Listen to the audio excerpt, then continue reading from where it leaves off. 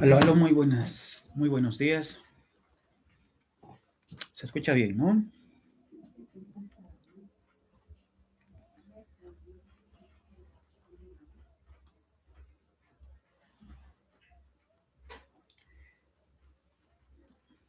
Muy bien, enseguida Buen comparto día, pantalla. Muy Licen, buenos buen días día. nuevamente. Entonces, vamos a continuar con el avance, ¿no? El texto de estilos pedagógicos, como se puede establecer, es un texto, sí, extenso, pero podríamos decir, ¿no? Es un texto memorístico, hay varios aspectos que hay que tomar en cuenta, ¿no? Estilos de aprendizaje, dominios de aprendizaje. Entonces, son varios aspectos que hay que tomar en cuenta en este material, a diferencia de los textos que restan todavía, ¿no? No sé si han podido ir eh, viendo el texto de innovación educativa, es poquito, son 42, 54 páginas, creo que es poquito. Y el texto de neurociencia, si bien son 12 capítulos, pero mm, es menos extenso que este, ¿no? Es menos extenso. Bien.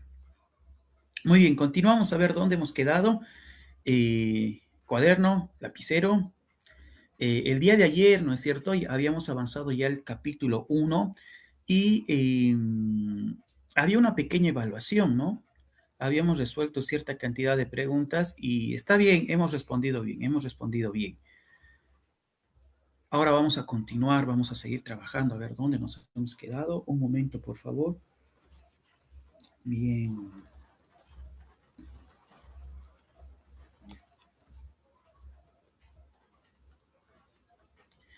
Habíamos visto, ¿no? El capítulo 1 propiamente, hay algunos aspectos que hemos ido estableciendo. A ver, un poquito vamos a retroalimentar la información. Seguramente hay colegas que están participando tal vez por primera vez y el texto que estamos trabajando es Estilos de aprendizaje, según José Manuel Sáez. Bien, a ver, habíamos visto en el capítulo 1 que los estilos del aprendizaje en la actualidad eh, tienen un ritmo distinto, ¿no? Según los avances tecnológicos, se tiene que establecer un cambio, dice, ¿no? Un nuevo tipo de escuela. ¿Con qué características?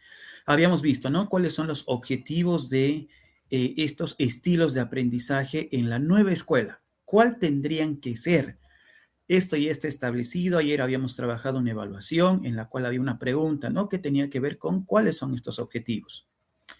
Propiamente el autor nos da la definición de lo que es el aprendizaje, ¿no? Lo que es el aprendizaje. Bien, esto también ya habíamos trabajado. Dice, podemos asegurar un aprendizaje efectivo prestando atención a varios aspectos. ¿Cuáles son estos aspectos? Bueno, en primera instancia hay que tomar en cuenta cuántos son. ¿Cuántos son? 4 aspectos. El aprendizaje tiene que tomar en primera instancia, y no por nada está como número 1, responder a las necesidades del alumno. Número 2, preparación para aprender. También es importante la situación y por último la interacción, ¿no? Bien. Subtítulo número 2, condiciones para el aprendizaje. ¿Qué condiciones son necesarias para generar un buen aprendizaje o como podríamos decir un aprendizaje significativo? La motivación, la seguridad psicológica, que el ambiente sea estimulante, decíamos, ¿no? Experimentación propiamente tiene que ver con la parte práctica, con el hacer. Número 4, la retroalimentación es importante dentro del proceso de enseñanza-aprendizaje, la parte práctica, pero también la pertenencia y configuración, ¿no? Esa reestructuración que decíamos, ¿no? Entre aquello que el estudiante eh, tiene ya un conocimiento previo en articulación con el aprendizaje nuevo, ¿no? Eso es importante también tomar en cuenta.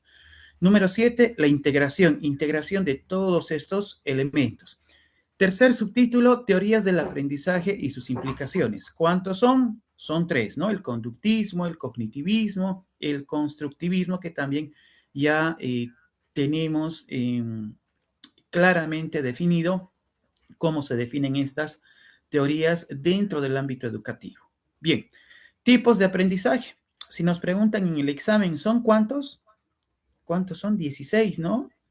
Sí, sí, sí, sí, justamente, miren, trabajando el documento ya uno ya pues lo memoriza, ¿no? Tipos de aprendizaje, son 16. La impronta, el aprendizaje observacional, parte de la imitación, ¿no es cierto? La inculturación, el aprendizaje episódico a partir de ciertos eventos, el aprendizaje multimedia, el aprendizaje aumentado, que es el aprendizaje propiamente electrónico, el aprendizaje mejorado, que tiene que ver con el uso de la tecnología, el aprendizaje por rutina o este aprendizaje memorístico, ¿no? Que el objetivo tal vez es propiamente retener la información. También hacemos uso, ¿no? De este aprendizaje. Por ejemplo, el contenido implica utilizar este aprendizaje memorístico. Es por eso que estamos tal vez nuevamente retroalimentando lo avanzado. Números 9, aprendizaje significativo, aprendizaje informal, formal, no formal, aprendizaje tangencial, también habíamos visto, ¿no? ¿Qué características tiene? El aprendizaje activo, el aprendizaje sincrónico, en el cual interactúan dos o más personas, ¿no? Y el aprendizaje asincrónico responde propiamente, no es aquella relación que se da entre dos personas, ¿no? En un tiempo determinado, sino que depende el momento más conveniente para la persona. Por ejemplo, eh, ayer decían, ¿no? Los colegas en la clase, pero se tienen los audiolibros, ¿no? Se tienen las grabaciones, entonces uno puede disponer de las grabaciones en el momento que uno lo requiera. Bien, 5 dominios del aprendizaje. ¿Cuál es esta clasificación? Hay una clasificación sobre los dominios que el estudiante debe de tener en cuenta. ¿Según qué autor? Bloom. Bloom nos dice que existe un dominio cognitivo. ¿Cuán importante es la parte cognitiva? ¿No? A ver, para recordar un poquito, decía, este dominio incluye el conocimiento de contenido y el desarrollo de habilidades intelectuales. El mismo tiene que ver con 3 elementos importantes que ya los habíamos trabajado el día de ayer. Dominio, ¿no? Destreza por parte del estudiante. Número 1, dentro del dominio cognitivo están presentes, si fuese pregunta de examen, el reconocimiento del conocimiento de material previamente aprendido. Es necesario, ¿no? La comprensión, la aplicación, es decir, el uso de información previamente aprendido en situaciones nuevas y concretas para resolver problemas que tienen respuesta única o mejores. Entonces, es aplicar aquel conocimiento aprendido por el estudiante. Bien, número 4, el análisis, habíamos visto, la síntesis y la evaluación, ¿no? Habíamos también establecido estos elementos. Y bueno, los otros dos tipos de dominio, aparte del dominio cognitivo, este es número 1. Número 2, el dominio afectivo, ¿no? ¿Cómo se enfoca el aprendizaje? Dice, ¿no? El autor se hace esa pregunta, ¿cómo se enfoca el aprendizaje hablando de la parte afectiva, con confianza y actitud, ¿no? El dominio afectivo incluye sentimientos, valores, aprecio, entusiasmo, motivaciones y actitudes. Y si nos preguntan en el examen, bueno, el dominio psicomotor, su mismo nombre lo dice, ¿no?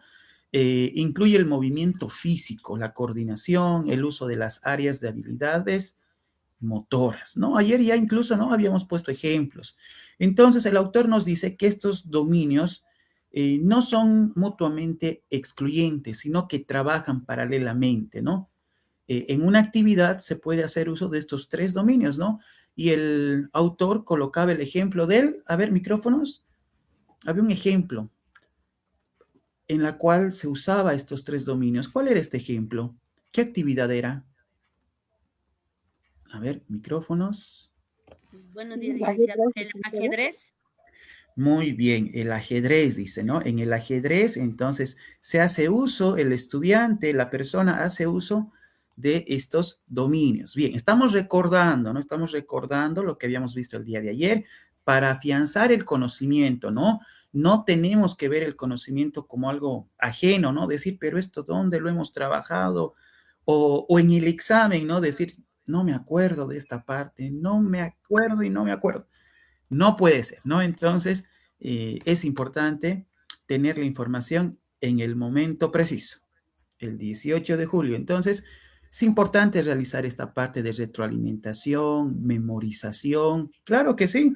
El examen es de selección múltiple A, B, C, D.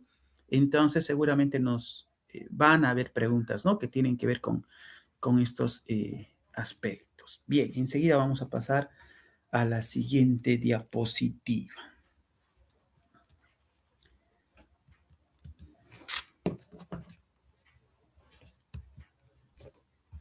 Muy bien, muy bien. A ver, un momentito. ¿Qué pasó por aquí? Vamos a utilizar esto. Subtítulo número 6. Objetivos del aprendizaje, ¿no? Nos preguntan en el examen, según el autor, ¿cuáles son los objetivos del aprendizaje? Esto también lo habíamos abordado el día de ayer, ¿no? Un objetivo del aprendizaje debe describir lo que el estudiante debe saber o ser capaz de hacer al final del curso. Ese es el objetivo del aprendizaje. A ver, vamos a subrayar. Un objetivo del aprendizaje debe describir lo que el estudiante debe hacer o ser capaz de hacer al final del curso, al final del trimestre, ¿no? Al finalizar el contenido. Muy bien. Los objetivos de aprendizaje deben ser sobre el rendimiento del estudiante. Claro que sí. Ahí entra, ¿no? La evaluación, ¿no? Debe partir o sobre el rendimiento del estudiante. Los buenos objetivos de aprendizaje no deben ser demasiado abstractos. Los estudiantes entenderán lo que es buena literatura, es decir, y claro, el autor nos dice, estos objetivos del aprendizaje no tienen que ser abstractos, ¿no? Eh, el sintagma nominal, el sintagma verbal, está bien, es parte de la evaluación, pero el autor dice, no debe ser demasiado abstracto, pero tampoco debe ser demasiado concreto. Por ejemplo, los estudiantes sabrán lo que es un terreno, ¿no? Los estudiantes sabrán qué produce la región, ¿no? Ya, dice, no debe ser ni demasiado abstracto ni demasiado concreto. O limitarse a habilidades cognitivas de nivel inferior. Tampoco, ¿no? Dice, por ejemplo, los estudiantes podrán nombrar los países de África.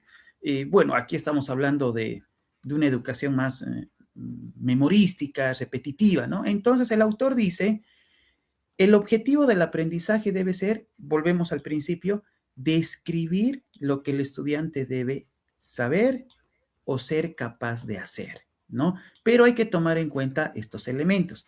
El objetivo no debe ser, el objetivo dirigido al estudiante no debe ser demasiado abstracto, demasiado concreto o limitarse a habilidades cognitivas, ¿no? Como memorizar, por ejemplo. No debe propiamente, ¿no? Ser, como dice el autor, demasiado abstracto, demasiado concreto o limitarse solamente a lo cognitivo. Los expertos a menudo hablan de usar el anacronismo. Ayer habíamos visto, ¿no? ¿Qué significa la S, la K y la A, ¿no? Entonces, la S es clean, pero propiamente hace referencia, ayer decíamos, a las habilidades, ¿no? Los expertos a menudo hablan de las habilidades que debe tener el estudiante, el conocimiento y las actitudes, decíamos el día de ayer. A ver, las habilidades que los estudiantes deben ser capaces de hacer en el momento o en el curso se completa, ¿no? La capacidad, ¿no? Que debe demostrar el estudiante en aula, ¿no? En el momento, dice. Y es por eso que hay ciertos elementos del currículum que bueno, han ido disminuyendo. Por ejemplo, evitar tal vez mandar tarea, ¿no? Mucha tarea al estudiante a casa, sino que la actividad la haga en la unidad educativa, en el periodo, ¿no? Propiamente, en los 40 minutos. Realizar actividades pero ejecutadas en aula, ¿no? Eso va a permitir conocer la capacidad del alumno en el momento, ¿no? En el momento establecido, en el momento que el maestro se lo pide, ¿no? El conocimiento, lo que los estudiantes deben saber y entender antes de que el curso se complete. ¿Qué debe saber? ¿Qué debe entender el estudiante antes de que termine la gestión escolar? Actitudes. ¿Cuáles serán las opiniones de los estudiantes sobre el tema del curso en el momento en el que se complete? Cuando hablamos de actitud, estamos hablando del interés del estudiante sobre el contenido, ¿no? Tiene que haber una actitud, ¿no? Entonces, como dice aquí, ¿no? Los expertos, y aquí menciona, ¿no? Bueno, aquí hay un término, ¿no? En inglés, dice, estos deben ser los objetivos de la educación, ¿no? No tanto si memoriza, no tanto si tal vez evaluar lo abstracto, lo concreto, que si bien es parte, ¿no? Del currículum, de esta normalización, eh, pero los objetivos deben partir de estos tres elementos: las habilidades, el conocimiento y las actitudes.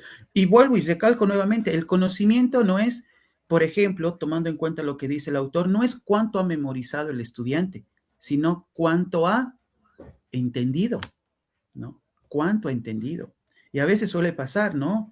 Suele pasar, el estudiante lleva a la Edad Media Platón, Aristóteles, Sócrates, pero cuando se le pide, por ejemplo, y esto a mí alguna vez me ha pasado, eh, se le pide que explique el mito de la caverna, ni atrás ni adelante. El mito de la caverna, ¿en qué consiste? Según Platón, nada. Entonces, ha memorizado, pero la capacidad de asimilación, tal vez, ¿no? No se abordó como debería ser, ¿no? El estudiante no recordaba qué era el mito de la caverna. Entonces, el autor toma en cuenta, ¿no? Los objetivos de la educación tienen que abarcarse de esta manera, habilidades, conocimiento y actitudes, ¿no? ¿Cuál es el interés que el estudiante realiza? Por ejemplo, cuando se hace una cuestionante, cuando pregunta y dice, profe, pero ¿y qué pasa si trabajamos de esta manera, no? ¿Y por qué el autor dice esto? Ya se está generando aprendizaje. Pero si el actor es meramente, si el estudiante es meramente pasivo, callado, no sabemos si tiene el conocimiento adecuado o tal vez conocimiento erróneo. Entonces, cuán importante es que el estudiante opine.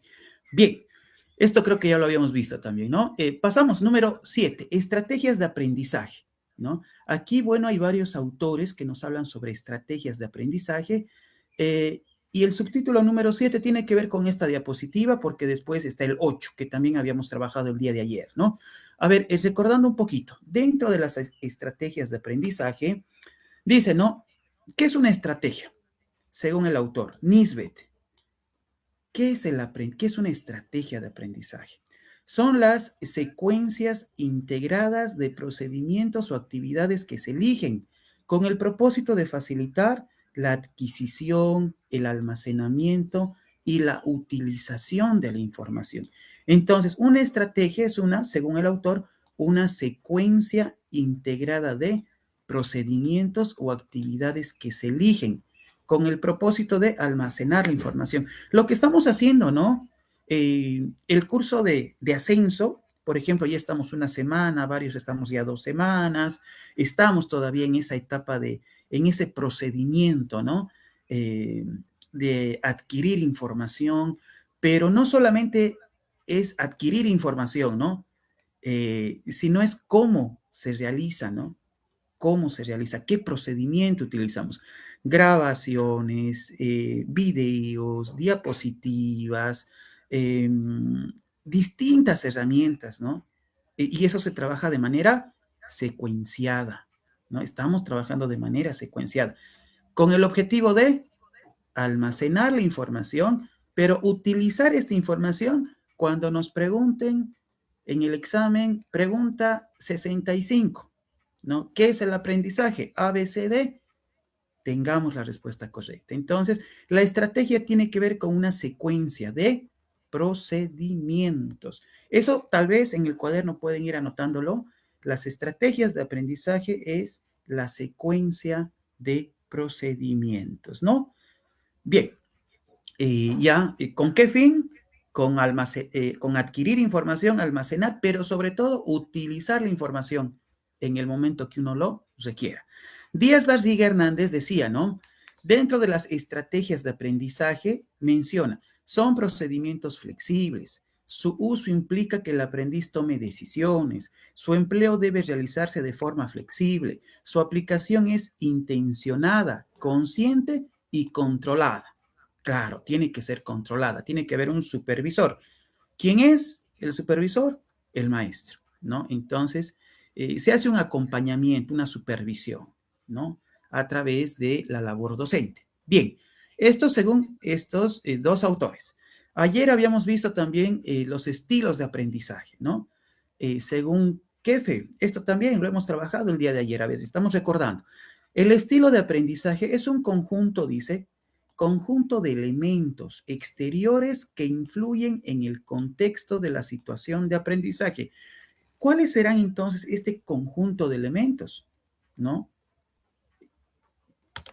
¿Qué querrá decir el autor cuando dice conjunto de elementos exteriores que influyen en el contexto de la situación de aprendizaje que vive el alumno?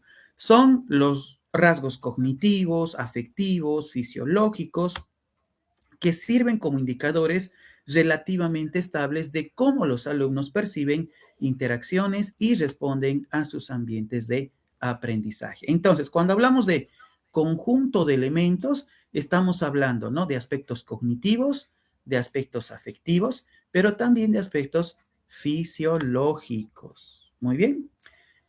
Continuamos, a ver, seguimos en el subtítulo número 8, pero ahora vamos a abordar lo dicho por Kolb. Según Kolb, a la hora de aprender se ponen en juego 4 capacidades diferentes, ¿no?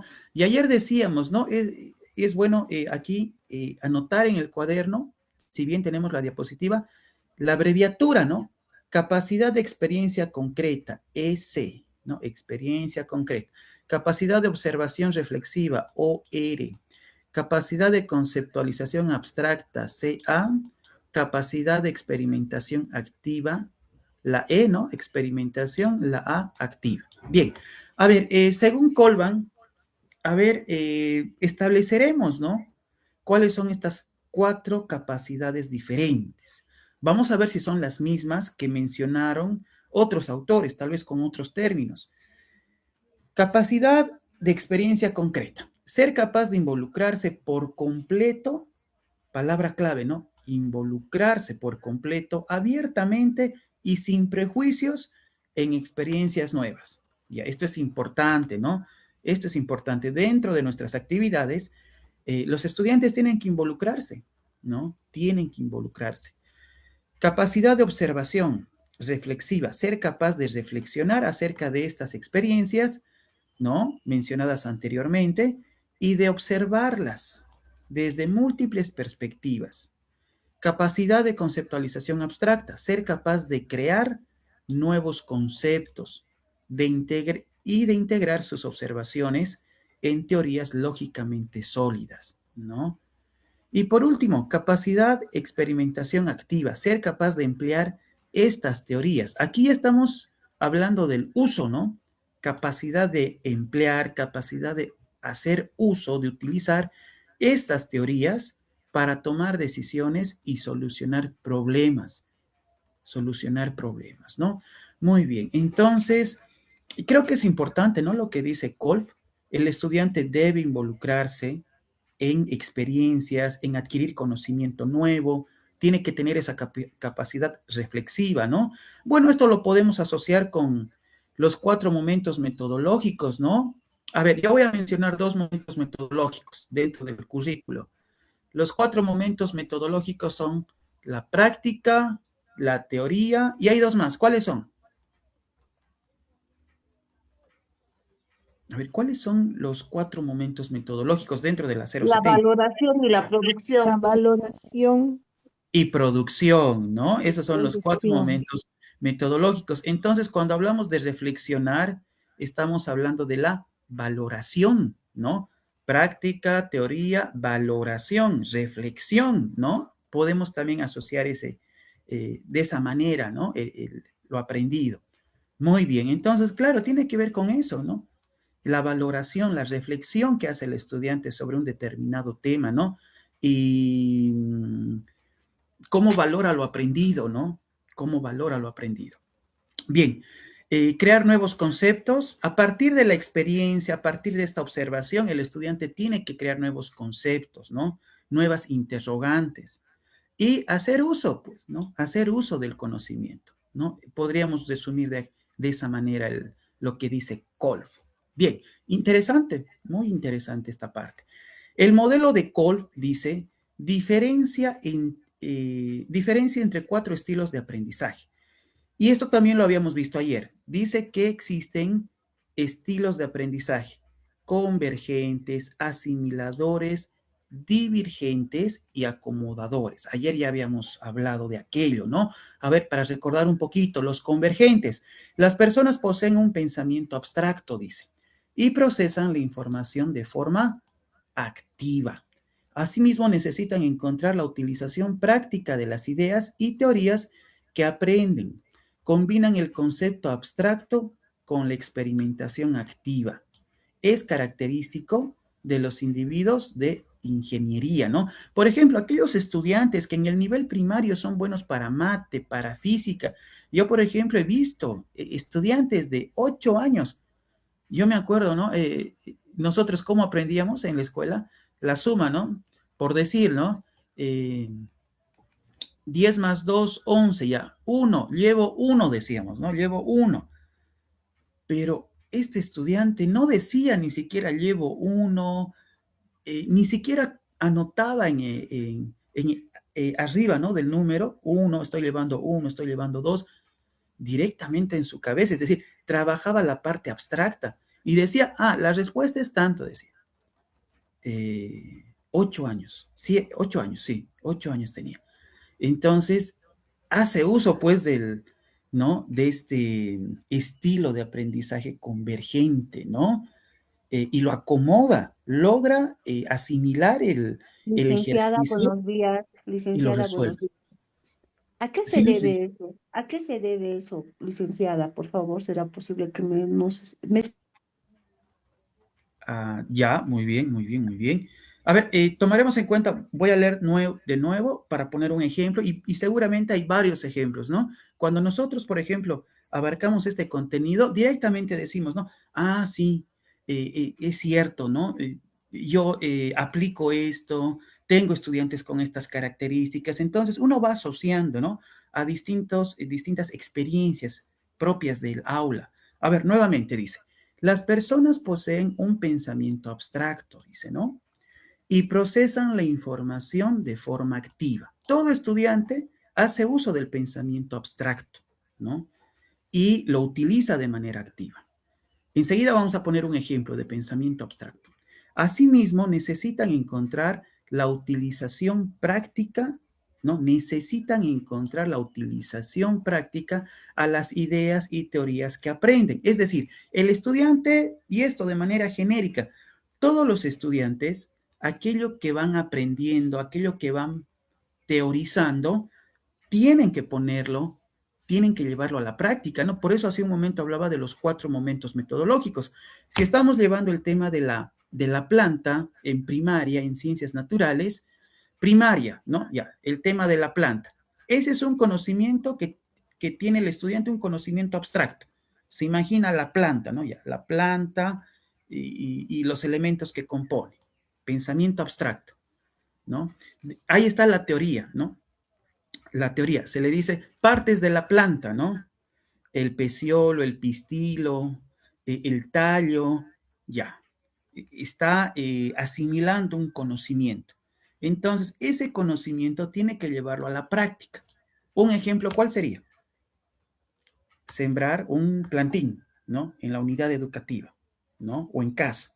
Entonces, todo conocimiento, todo ese conocimiento abstracto necesariamente tiene que ser llevado a la práctica, necesariamente.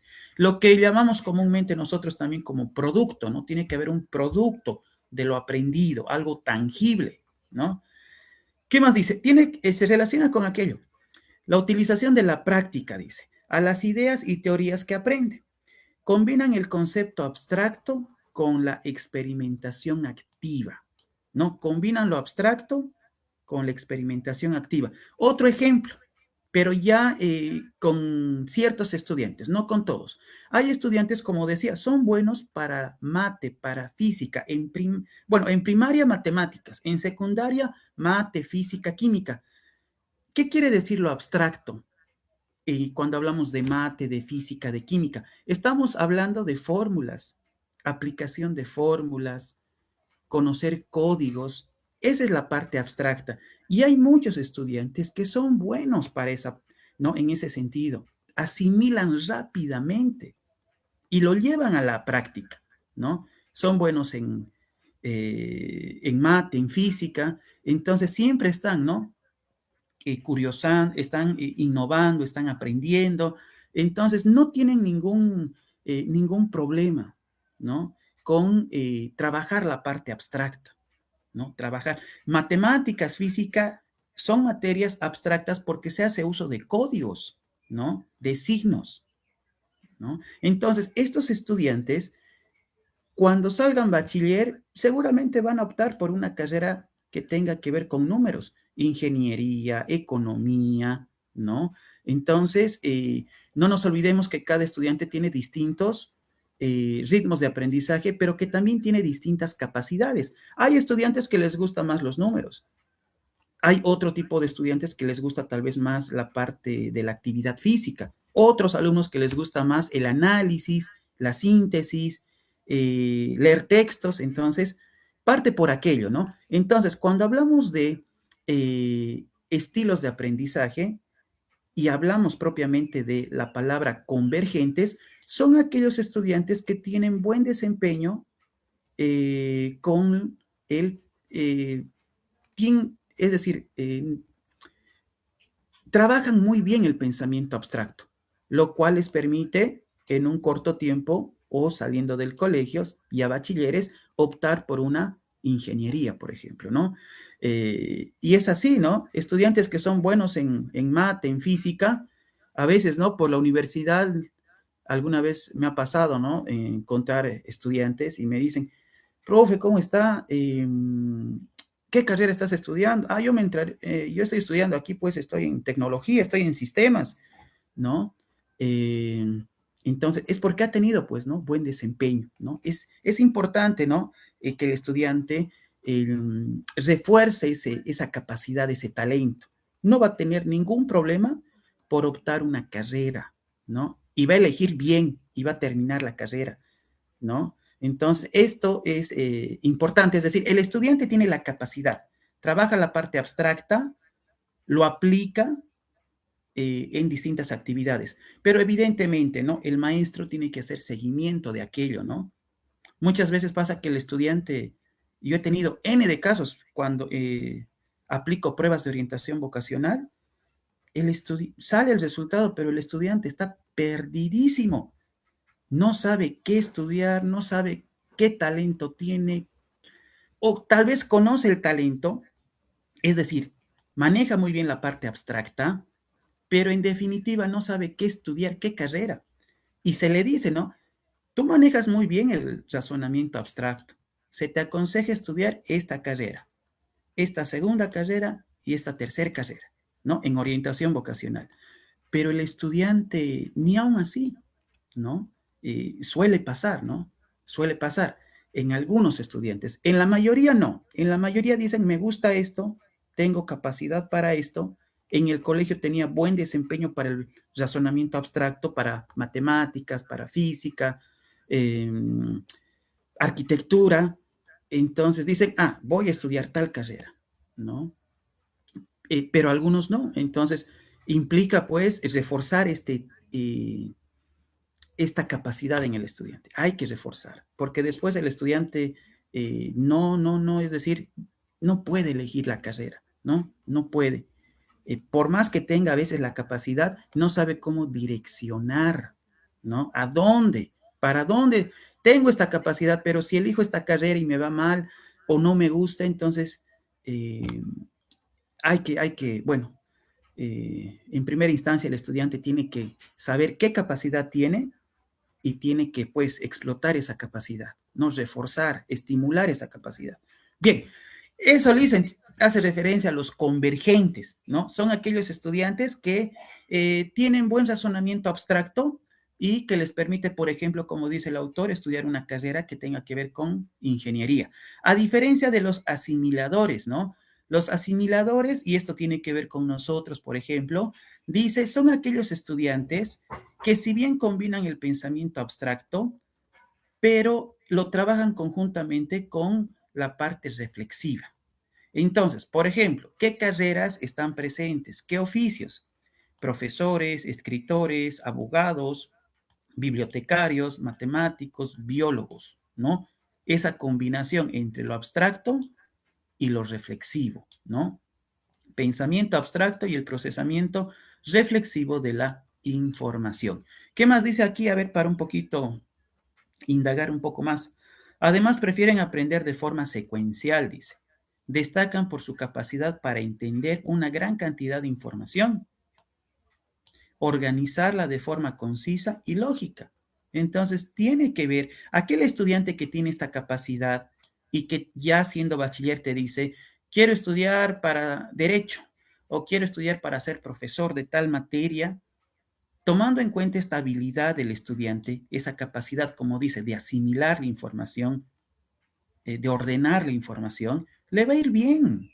No va a tener dificultad alguna. No va a abandonar la carrera, no se va a cambiar de carrera, ¿no es cierto? Entonces le va a ir bien. Asimiladores. Los divergentes. A ver, las personas se caracterizan por un pensamiento concreto y por procesar la información de forma reflexiva, contemplando diferentes puntos de vista. También necesitan estar comprometidos con la actividad de aprendizaje. Confían en su intuición. Por ejemplo, esto no es una característica ni de los asimiladores ni los estudiantes convergentes. Dice que ellos confían en su intuición, destacan en las artes o humanidades. Se desempeñan en, por ejemplo, consejería, administración de personal y desarrollo organizacional, ¿no? Entonces, cualquiera de estos oficios, estos estudiantes van a poder desempeñarse, ¿no? Porque tienen esta capacidad de asimilar, hacen uso del pensamiento concreto, de la parte reflexiva, confían en su intuición, están comprometidos, entonces tiene que ver con estos oficios, ¿no? Los acomodadores, las personas combinan el pensamiento concreto, el procesamiento activo, además necesitan estar implicados en la actividad de aprendizajes. Les gusta sobre todo asumir riesgos. A ver, nosotros tenemos estudiantes con estas características, aquel estudiante que asume riesgos, pone en marcha ideas, combina lo concreto con la experiencia activa, tiene habilidad para llevar a cabo planes orientados a la acción, les gustan nuevas experiencias, ¿no? Son aquellos estudiantes dinámicos, siempre quieren explorar, ¿no es cierto? Siempre quieren conocer más, más, más. Se arriesgan, se adaptan a las circunstancias inmediatas, son intuitivos, aprenden por ensayo y error, dice, ¿no? Se equivocan, aprenden, ¿no? Otra vez. Asimilan, ¿cómo es? Según Piaget, sí, asimilan, acomodan. Se equivocan, eso permite generar aprendizaje. Se equivocan, siguen generando aprendizaje. Es característicos en individuos de negocios, ¿no? Bueno, esto ya tiene que ver con distintas carreras, ¿no? Pero ya en la práctica tiene que ver con individuos o personas dedicadas a negocio, ¿no? A distintas actividades. Muy bien, entonces, claro, tenemos nosotros en nuestras aulas estudiantes acomodadores, estudiantes divergentes, estudiantes asimiladores y estudiantes convergentes. Claro que sí, ¿no? 9, estilos de aprendizaje en función de los estudiantes. Ya, ahora, a diferencia de hace rato, ¿no? En función a los estudiantes, dice. Los estilos de aprendizaje son diversos, enfoques o maneras de aprender. Implican métodos educativos, se prefiere un método identificable de interacción y procesamiento de estímulos o de información. A ver, ¿qué nos quiere decir el autor? Establece varios elementos. A ver, aquí son 1, 2, 3, 4, 5. Muy bien. A ver, estudiantes activos y reflexivos, ¿no? Esta es otra categorización, ¿no es cierto? A ver, estudiantes activos y reflexivos. Identifiquemos si tenemos estudiantes con estas características. Dice, los estudiantes activos tienden a retener y comprender mejor la información haciendo algo. Retienen la información realizando alguna actividad, discutiéndola o aplicándola, explicándola a otros, ¿no? Prueban y ven cómo funciona, prefieren el trabajo en equipo. Sucede, ¿no? Esto sucede con varios estudiantes. Llevamos el tema, pero a veces un estudiante dice, no he entendido tal parte, no he entendido tal concepto o qué teníamos que hacer, pero no falta otro estudiante que le explica y le dice, ¿no? La profe nos ha pedido que hagamos esto o tal tema tiene que ver con esto. Le explica, le enseña a su compañero. Esa es una forma de que este estudiante va aplicando aquello que aprende, pero a partir de explicándolo a otros, a sus compañeros. Los estudiantes, ahora vamos a hablar de los reflexivos. Los activos, ya está, tenemos estudiantes activos. Ahora los reflexivos. Los estudiantes reflexivos prefieren pensar en ello, prefieren pensar en silencio, ¿no? Primero siempre piensan en silencio, no lo dicen, no comparten su conocimiento, ¿no? Su experiencia, no. Están calladitos, ¿no? Piensan en primer lugar, dice, prefieren trabajar solos, pueden tener el problema de que si piensan demasiado nunca pasan a la acción. Esa es la dificultad, ¿no? Ese es el problema que se establece en los estudiantes reflexivos. No son malos estudiantes, ¿no? Tienen el conocimiento, pero son más tímidos, ¿no? Más inhibidos, ¿no? Ahora, ¿cuál es el problema que pueden presentar? Nunca pasan a la acción. Tienen conocimiento, pueden, si les tomamos un examen escrito, van a sacar 80, pero cuando ya tienen que realizar una actividad, se les dificulta, ¿no? Bien. Aprendices sensoriales e intuitivos. A ver, ¿quién quiere leer esta parte? Para familiarizarnos con el contenido. A ver, adelante.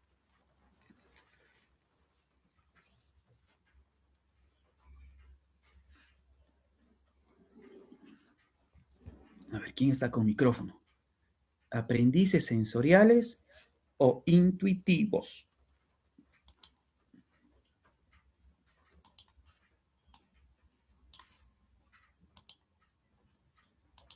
Ya dicen, aprendices sensoriales o intuitivos.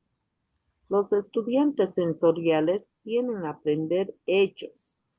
A menudo resuelven problemas por métodos bien establecidos y les disgustan las complicaciones y sorpresas. Tienden a ser pacientes en los talleres y buenos en memorizar hechos y hacer trabajo práctico. A menudo prefieren descubrir las posibilidades y las relaciones. Les gusta la innovación y detestan la repetición. Son buenos en captar nuevos conceptos y se sienten cómodos con abstracciones y formulaciones matemáticas. Tienden a trabajar más rápido y a ser más innovadores. Muy bien. Entonces, esas son las características de los estudiantes sensoriales, ¿no? Ellos son más planificadores, ¿no? No les gusta las sorpresas, ¿no? Planifican, son metódicos, ¿no? Siguen un método y se desempeñan bien, pero ya cuando ya hay una complicación, algo que no estaba previsto, ya se empiezan a poner nerviosos, ¿no es cierto? Bien.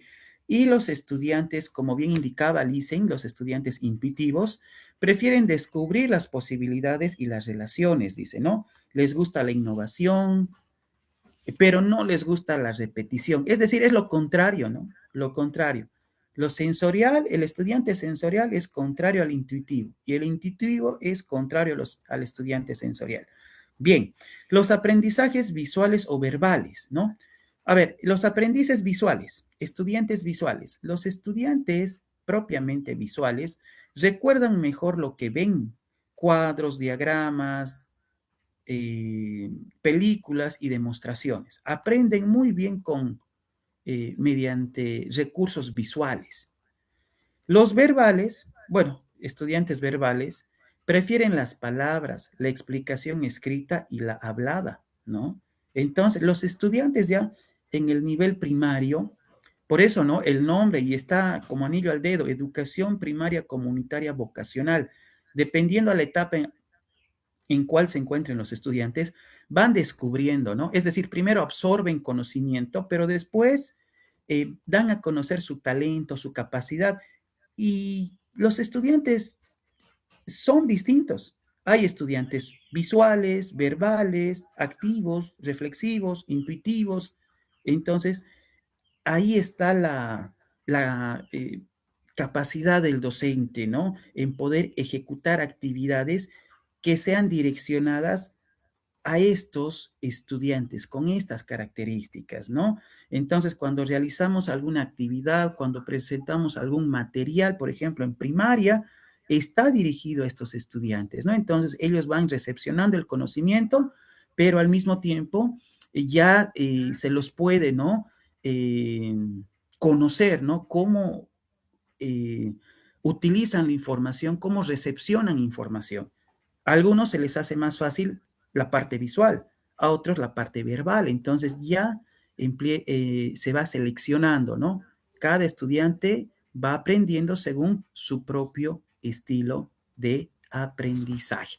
Y tenemos aquí algunos más, estudiantes secuenciales o globales. Los estudiantes secuenciales tienden a ganar entendimiento en pasos lineales, con cada paso siguiendo lógicamente desde el anterior. Tienden a seguir caminos paso a paso, lógicos en búsqueda de soluciones. Son esos estudiantes, ¿no? Su mismo nombre lo dice, secuenciales. Eh, aprenden un determinado contenido, pero desde lo más básico, ¿no? Desde lo más básico, ¿no? Entonces, les permite paso a paso adquirir aprendizaje, ¿no? Si, por ejemplo, omitimos el primer paso o aquellos elementos básicos sobre un determinado tema que el estudiante no conoce y a veces no queremos pasar directamente al paso 2 porque pensamos de que el estudiante ya tiene un conocimiento previo, pero resulta que no, entonces el estudiante va a tener dificultad. Entonces, estos estudiantes aprenden muy bien paso a paso, secuenciales. Ahora, los estudiantes globales tienden a aprender en grandes saltos, dice, absorbiendo material casi al azar, sin ver las conexiones y luego de repente entienden todo, ¿no? Lo contrario, no son estudiantes que hay que trabajar cronológicamente, paso a paso, un determinado contenido, ¿no? Sino que son estudiantes que tienen esa capacidad de saltar, ¿no? De un conocimiento, articularlo con otro. Les tomamos una prueba escrita, 90. Una actividad, se desenvuelven bien. Entonces, no hay dificultad con ellos. Estudiantes de inteligencia múltiple, ¿no? Esto de inteligencia múltiple ya está también presente en otro texto, ¿no? Que habíamos abordado también. Dice, la teoría de la inteligencia múltiple propuesta por Garden afirma que hay por lo menos 7 maneras diferentes de aprender algo. Y por tanto, hay 7 inteligencias, ¿no? Bueno, ya conocidas. La corporal, que tiene que ver con la actividad física, la interpersonal, lógica matemática, musical, lingüística y espacial, ¿no? Entonces, hay estudiantes que hacen uso de todas estas inteligencias, ¿no? Hacen uso, dependiendo las características también de la materia, pero logran tener esa capacidad de asimilación del contenido utilizando estas inteligencias, se desenvuelven bien. También sucede.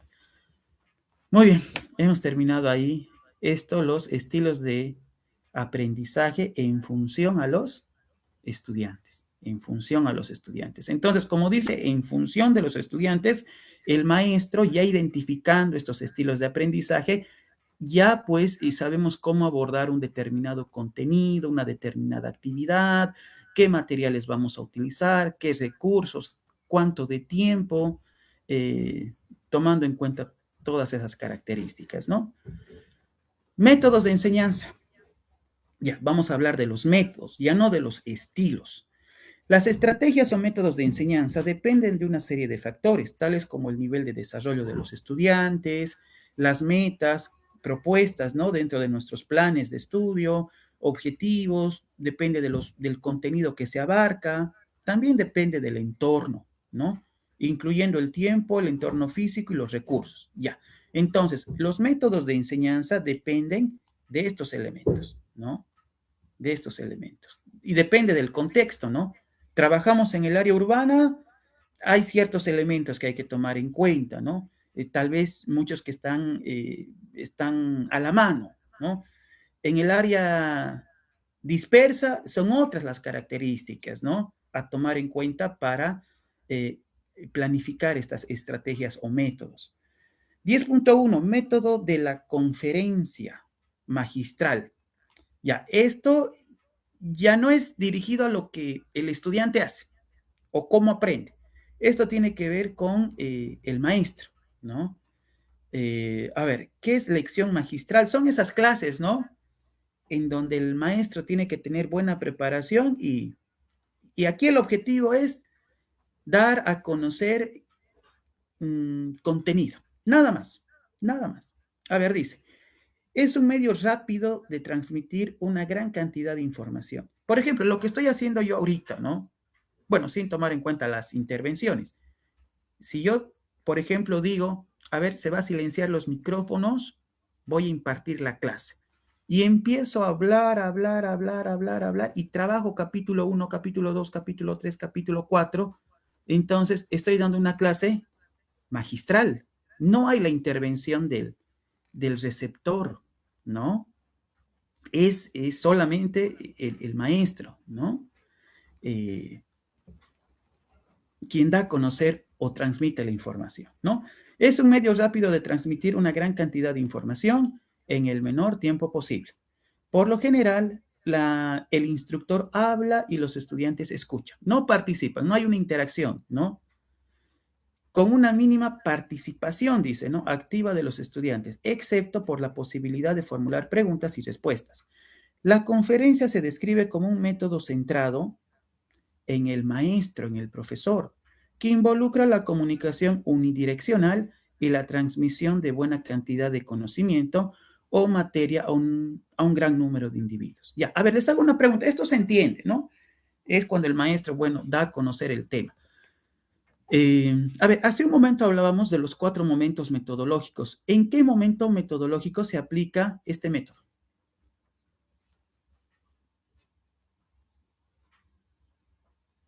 ¿En cuál de los 4 momentos metodológicos? Desde la 070, no desde lo que dice el autor. Habíamos dicho, ¿no? Los 4 momentos metodológicos son la práctica, la teoría, la valoración y la producción. ¿Dónde se hace uso En la de... teoría. En la de teoría.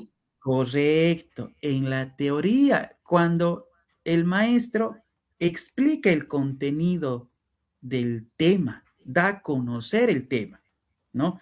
Rotación y traslación de la Tierra, ¿no? Estudiante, la rotación y traslación es esto, esto, esto. Ahí estamos dando una clase magistral, ahí estamos trabajando propiamente la teoría. Después vienen los otros pasos, ¿no? Los otros 3 momentos metodológicos. Entonces, cuando hablamos de la teoría, eh, hablamos propiamente, ¿no? De este método, ¿no? Que hacemos uso en clases. Bien, pero también hay otro método, el método de la demostración. Implica la presentación de una serie de eventos preestablecidos y organizados a un grupo de estudiantes. Tercero de primaria, podría ser segundo de secundaria, sexto de secundaria. organizados a un grupo de estudiantes acompañados de observaciones, dice. La demostración de la lección es un modo de explicar varios pasos involucrados en el proceso y un gran número de estudiantes, a un gran número de estudiantes. Es importante que todos los estudiantes puedan ver, escuchar las demostraciones claramente y asegurar su participación en la demostración. El docente debe ensayar la demostración con suficiente antelación, ¿no? A ver, un ejemplo, cuando nosotros hacemos uso de este método. A ver, una materia, un tema. Podría ser las ferias educativas. Las ferias educativas, ¿no? Ya, entonces, a ver, sí, está bien. ¿Cómo interviene en este caso el maestro? Apoyándonos en lo que dice. Para la realización de, digamos, para explicar el tema les hace practicar en el aula, ¿verdad? Y luego ellos ya salen a exponer en la feria. Podría ser Exacto. así. Exacto. El maestro primero tiene que dar la demostración, ¿no? Es decir, dar a conocer cómo se va a llevar adelante la feria sobre un determinado tema, qué elementos hay que considerar, qué materiales tienen que traer. Entonces, da a conocer el contenido, pero a partir de la demostración, ¿no es cierto? A partir de la demostración, para que los estudiantes puedan recepcionar ese conocimiento y aplicarlo en una feria, ¿no? En una feria gastronómica de platos de Bolivia, por decir, ¿no? Bien, entonces el primer paso lo da el maestro, ¿no? El primer paso, la demostración, ¿no? Aquí podríamos decir que el maestro actúa como modelo, ¿no? Y aquello tiene que ser replicado por el estudiante, ya en una determinada actividad, a partir de lo demostrado por el profesor. ¿No? Bien, está bien, excelente. Método de proyectos, ¿no? Bueno, su mismo nombre lo dice, ¿no? Proyectos. Realizar un proyecto, una actividad más metódica, ¿no? Con pasos a seguir. A ver, ¿qué dice el autor? Los proyectos, dice, deben tener valor para los individuos. A ver, pensemos aquí en las distintas gestiones escolares, el PCP. ¿Cuál ha sido la temática orientadora del proyecto sociocomunitario productivo? Hablaremos de una temática del PCP. Los proyectos deben tener valor para los individuos y deben tener una relación con asignaturas o disciplinas. Los proyectos deben ser factibles y desafiantes. Se usan para encontrar una solución a un problema, para desarrollar habilidades individuales, pero también colectivas, para integrar la teoría a la práctica y para preparar a los estudiantes para su futura vida profesional. El profesor tiene un papel de facilitador durante la elaboración del proyecto, ofreciéndoles recursos y orientaciones a lo largo de sus indagaciones, de sus intervenciones, quiere decir, ¿no? Muy bien, podría ser, ¿no? El proyecto del PCP como elemento curricular también. Y no nos olvidemos, el PCP responde a una necesidad, ¿no? Necesidad problemática de la unidad educativa. A ver, nombre de un proyecto trabajado desde nuestros contenidos.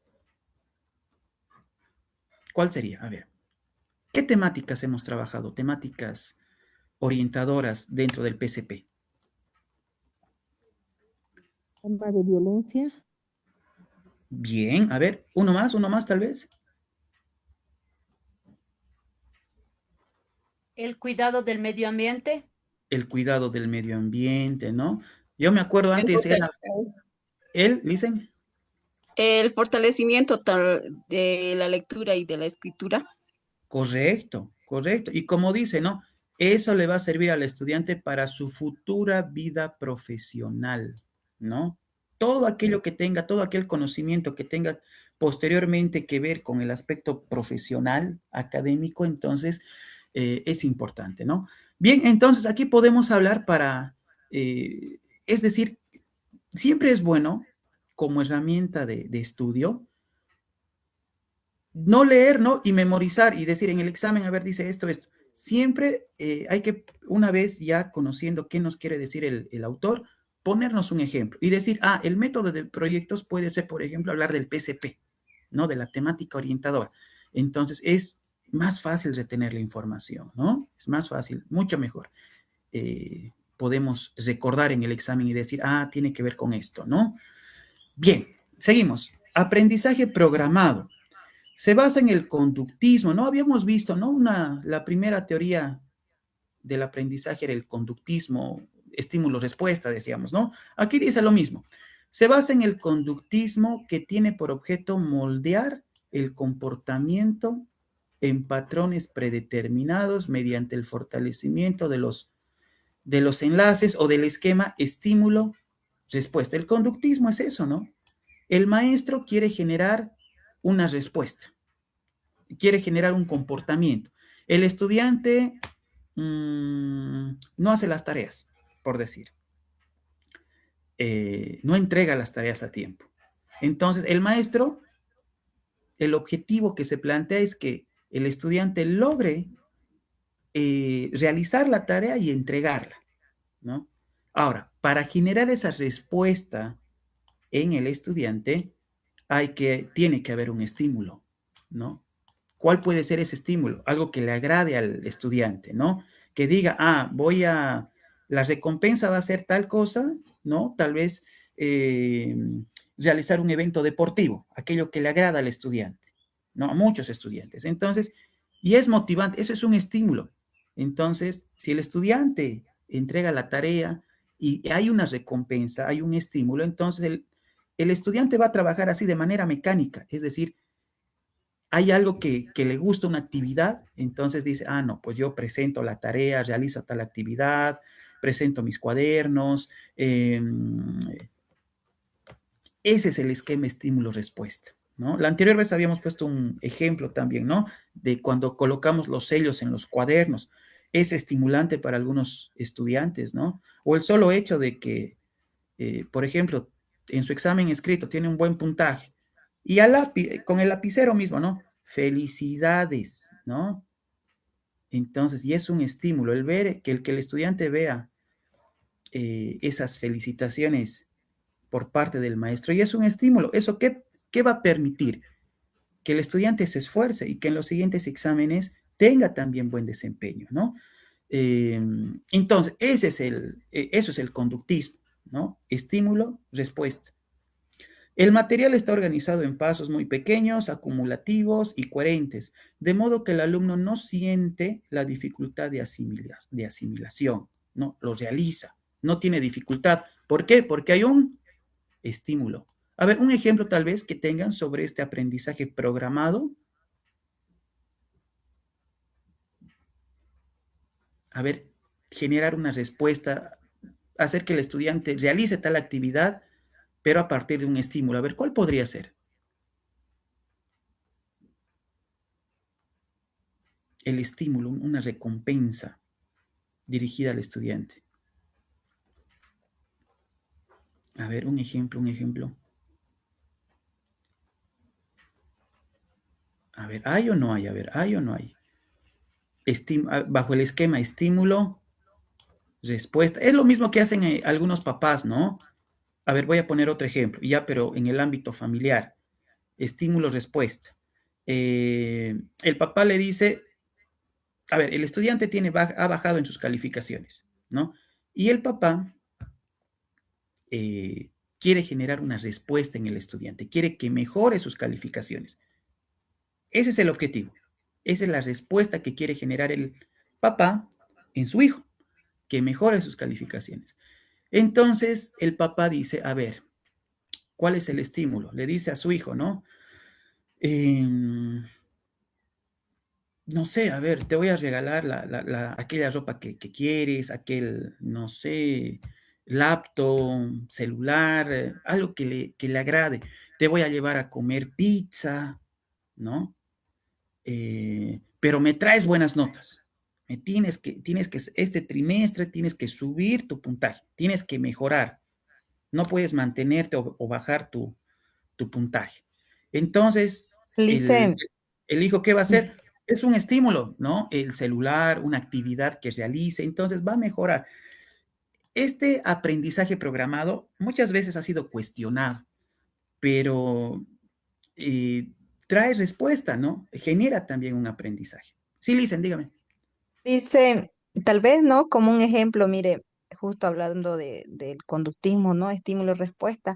El día de ayer yo le pregunto, siempre le reviso, ¿no? A mi hijo en primaria y vino con un lápiz y le pregunto, ¿y quién te dio el lápiz, hijo? Fue mi maestra, está en primero de primaria. ¿Por qué te dio un lápiz? Porque mamá ya sé leer, dijo. Y va a regalar un, una caja de lápiz a todos mis compañeros si es que sabemos leer el libro Alma de Niño hasta el final. Y él está emocionadísimo porque quiere su caja de colores, dice. O sea, Excelente.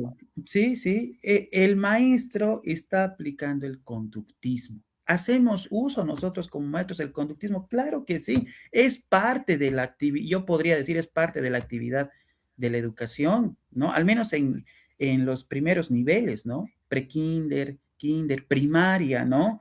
Entonces, se visibiliza mucho más porque el niño, ¿no? Cuán alegre se siente cuando recibe algo, ¿no? Un lapicero, algo que estimule su aprendizaje, ¿no? Hay que hacer el acompañamiento con brindarle una recompensa, ¿no? Entonces, eso va a generar la respuesta deseada por parte del maestro, ¿no?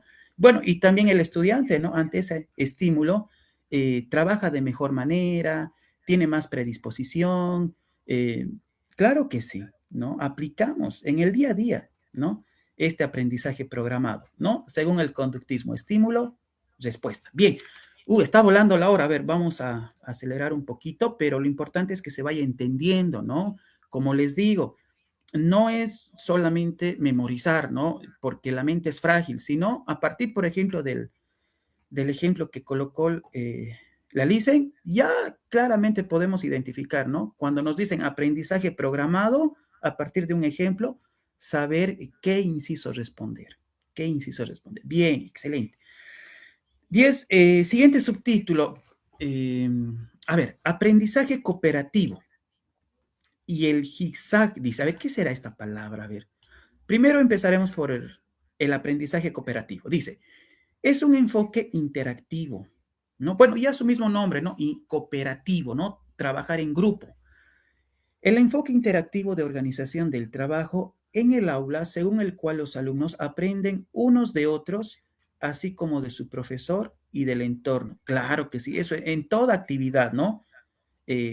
Aprendemos unos con otros, los compañeritos, los alumnos aprenden, entre ellos también van aprendiendo y también aprenden a partir a partir de lo que les indica el maestro. Claro que sí, es cooperativo.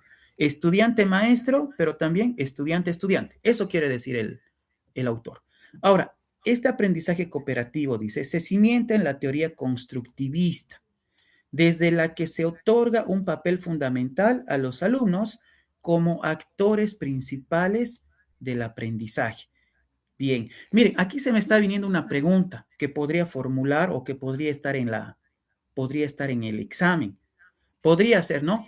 Pregunta de examen. Según el autor, el aprendizaje cooperativo pertenece a la teoría conductista, constructivista, con, conductista, cognitivista, constructivista. ¿Cuál de las tres? El aprendizaje cooperativo pertenece a la teoría del aprendizaje constructivista. Ahora, si nos preguntan en el examen, ¿el aprendizaje programado pertenece a la teoría del aprendizaje cognitivista, conductista, constructivista o humanista? ¿Cuál sería la respuesta? Hablando del aprendizaje programado, estaríamos del conductista. conductismo. Eso, y está, miren, nos podemos formular preguntas, ¿no? De esta manera. Bien, siguiente, aprendizaje basado en problemas, dice. Como un enfoque pedagógico que transforma el proceso de enseñanza-aprendizaje, superando enfoques tradicionales y aportando un protagonismo por parte de los estudiantes, pues estos desarrollan sus habilidades en situaciones y problemas vinculados con la vida real. Al plantear el problema, debe ser interesante práctico y debe estar vinculado con la práctica real. Entonces, esa es una de las características de este tipo de aprendizaje, ¿no? Aplicar determinado contenido, determinado conocimiento a la vida real, a la vida real. Aprendizaje basado en problemas de la vida real, ¿no? Del contexto del estudiante. Muy bien.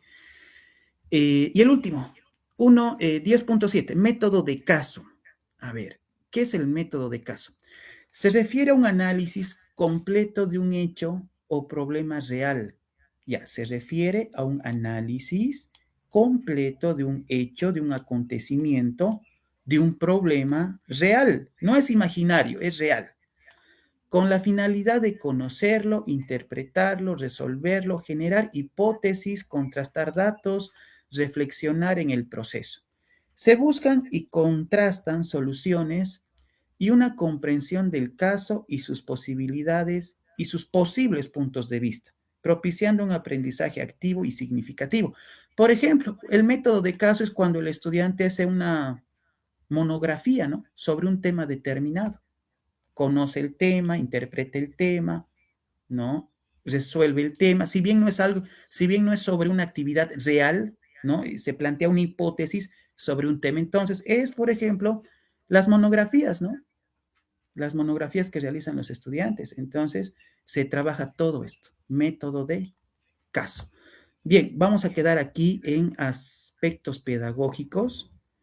Nos faltaría el último subtítulo para terminar el primer capítulo, que es el más extenso. Los demás son más cortitos, ¿no? El subtítulo 11, uno que prácticamente es este. Lo terminaremos, ¿sí? Para mañana entrar directamente al capítulo 2. Subtítulo 11, aprendizaje transversal, integrado e intercultural. A ver, tiene 3 características este aprendizaje. ¿Qué dice el autor? Repasamos algunos métodos coherentes con este planteamiento, ¿no? Métodos vistos hace un momento. Como el aprendizaje por diálogo, el aprendizaje basado en problemas, enseñanza y aprendizaje mutuo, método de proyectos, de aprendizaje colaborativo. Hemos abarcado todo esto. Ahora, el autor dice, se destacan 3 rasgos esenciales de participación en los procesos educativos. A partir de estos métodos de enseñanza, que son 7, el autor dice, hay 3 rasgos que se caracterizan, ¿no? En estos métodos de aprendizaje. ¿Cuáles son? Aquí están los 3. El primero, el aprendizaje activo, que aporta la oportunidad de actuar responsablemente ante su aprendizaje, iniciativa y tiempo de actividades. Se genera un aprendizaje activo, utilizando todos estos métodos. Aprendizaje activo. Lo segundo, un aprendizaje social. Perciben ventajas de trabajar equipo, ¿no? Por ejemplo. Y por último, se genera un aprendizaje reflexivo. Se perciben, evalúan, se retroalimenta la información, el contenido, las actividades, todo se retroalimenta. Entonces, el autor dice que este aprendizaje es transversal, integrado e intercultural. Transversal porque es un aprendizaje activo. Integrado porque es un aprendizaje social, cooperativo, ¿no? Decíamos hace un momento en uno de los métodos. Y es intercultural porque es reflexivo, ¿no? Entonces, eso es lo que nos dice el autor, ¿no? Y ya en la parte final. Bien, entonces hemos terminado por fin el capítulo 1. Miren, creo que son 30 diapositivas. No he querido resumir el tema, llevarlo a la ligera, porque creo que cada aspecto es importante, ¿no? Entonces, este material, al menos creo que las grabaciones se van a ir colocando en plataforma para que también puedan volver a revisar el contenido, tal vez si es que no han podido asistir a alguna clase, va a estar en plataforma, ¿no? Y ya desde mañana va a estar también desde hoy va a estar de todo lo que hemos avanzado hasta ahora en la plataforma también, ¿no? En forma de diapositivas, ¿no? Muy bien, pero creo que con la explicación permite, ¿no? Entender, comprender el capítulo 1 en este caso, ¿no? Muy bien, mañana vamos a pasar al capítulo número 2, aprendizaje de las organizaciones educativas. Bien, ¿qué es más cortito? No son muchas diapositivas, son a lo mucho serán pues 10. Descartar. Ahora sí, vamos a pasar a normativa básica, ¿no? Normativa básica, vamos a pasar a normativa básica. ¿Qué estuvimos trabajando el día de ayer? El protocolo, ¿no? Hoy lo terminamos, incluso vamos a retroalimentar con algunas preguntas. Vamos a retroalimentar. ¿Hay participantes nuevos en la clase? Voy a compartir pantalla. No, ya la mayoría creo que ha hecho seguimiento, ¿no? Del contenido.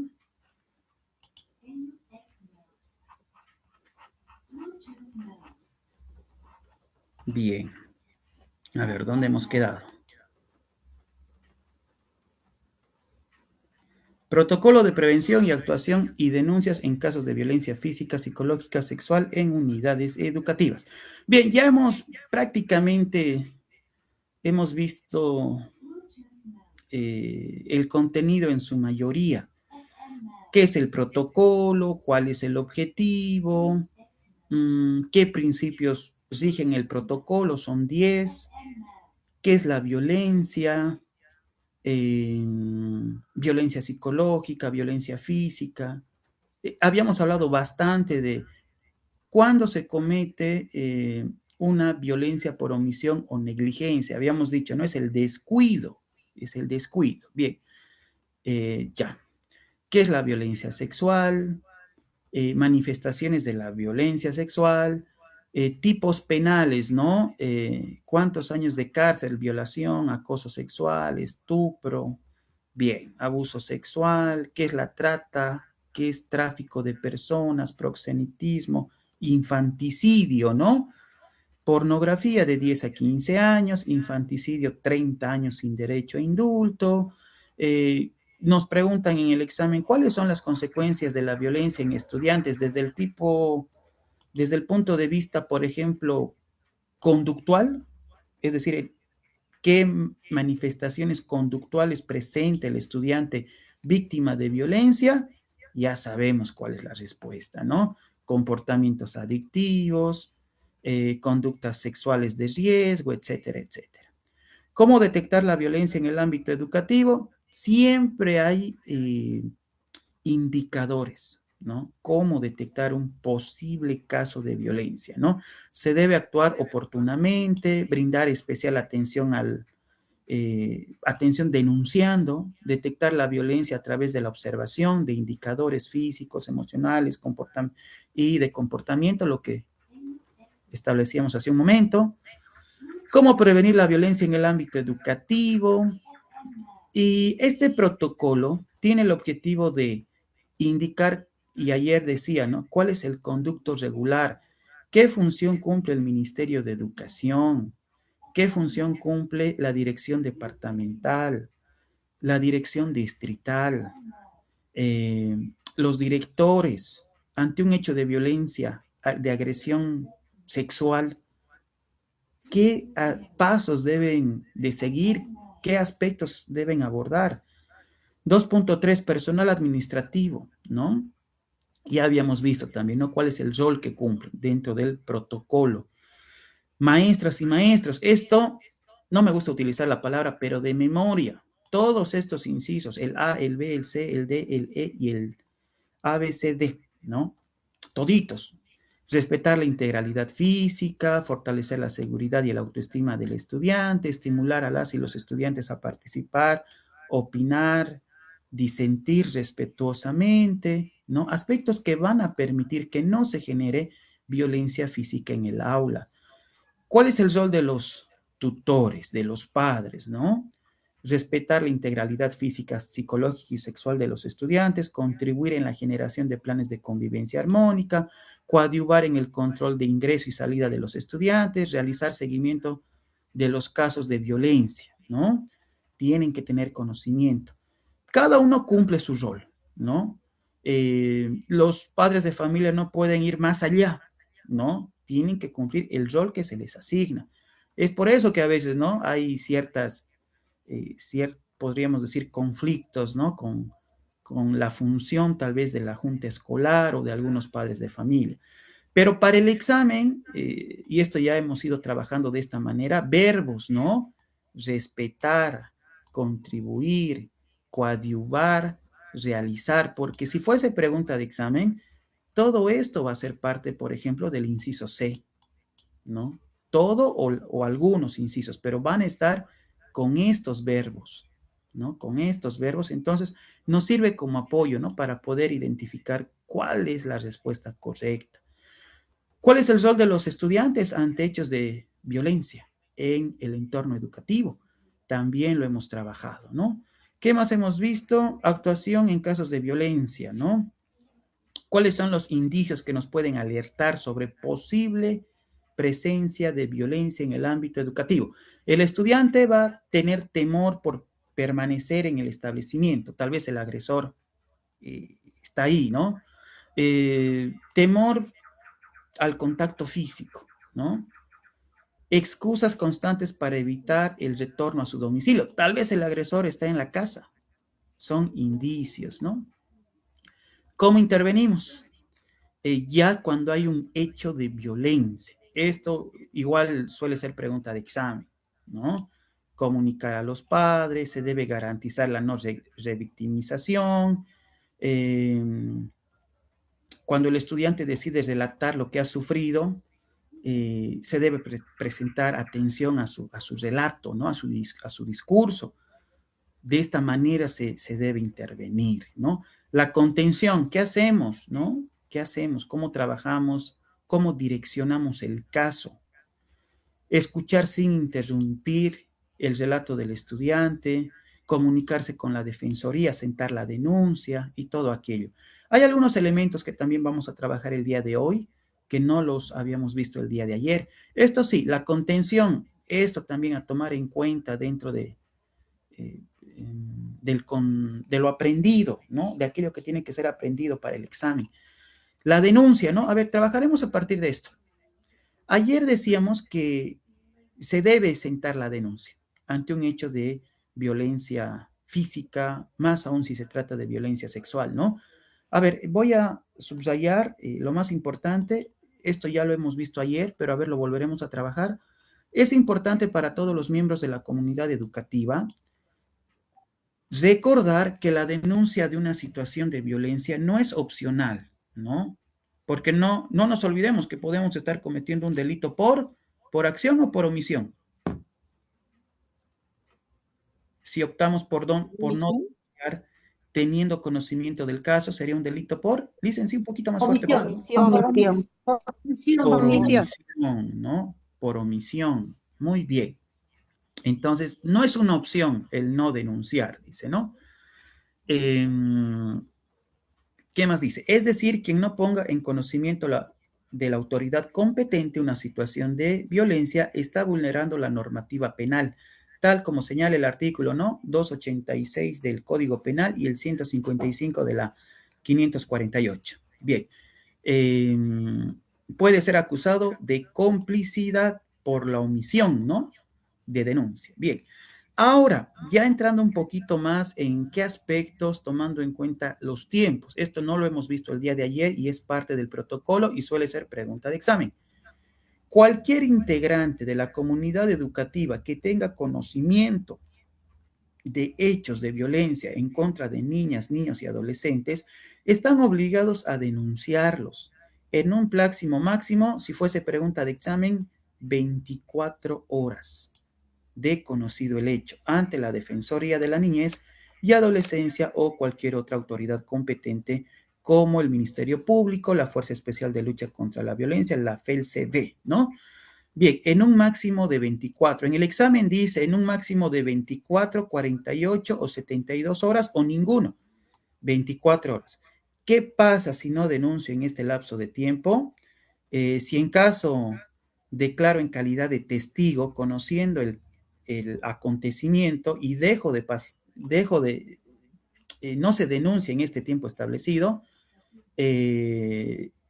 no nos olvidemos que la víctima es de interés superior para las autoridades. Entonces, está en mayor riesgo, corre mayor riesgo la víctima. Entonces me van a decir, pero usted conocía del caso, ¿por qué no ha denunciado dentro de este tiempo?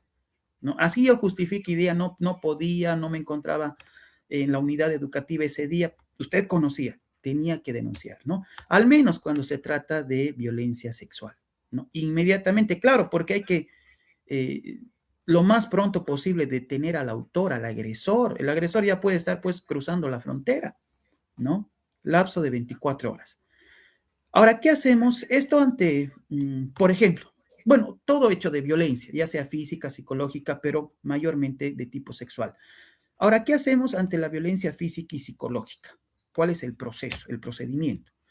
Las denuncias por violencia física y psicológica que se realizan en la dirección de la unidad educativa o del centro de educación especial solo pueden ser recibidas por la directora o el director, quien en coordinación con la Defensoría de la Niñez y Adolescencia, claro, hay que dar parte inmediatamente a la Defensoría, realizarán el seguimiento e informará a la Dirección Distrital Educativa, ¿no? Siguiendo el conducto regular. En caso que la parte denunciada sea la directora o el director de la unidad educativa o del centro de educación especial, la denuncia puede ser presentada por cualquier miembro, es decir, maestra, maestro, padre de familia o el mismo estudiante ante la defensoría. Si en caso la dirección es la denunciada, eh, ellos no van a presentar la denuncia porque están en calidad pues de afectados, ¿no? No afectados, sino agresores. Entonces, ¿quién tiene que realizar la denuncia? El maestro, ¿no? El maestro conjuntamente con el estudiante, ¿no? Ante la Defensoría de la Niñez y previamente, ¿no? Dar un informe por escrito a la Dirección Distrital Educativa correspondiente, ¿no? Aquí no se habla de la dirección departamental, ¿no? Sino como hay que actuar de manera jerárquica, entonces es paso a paso, ¿no? Propiamente a la Dirección Distrital de Educación. Muy bien, ante un hecho de violencia física y psicológica. Esto es pregunta de examen.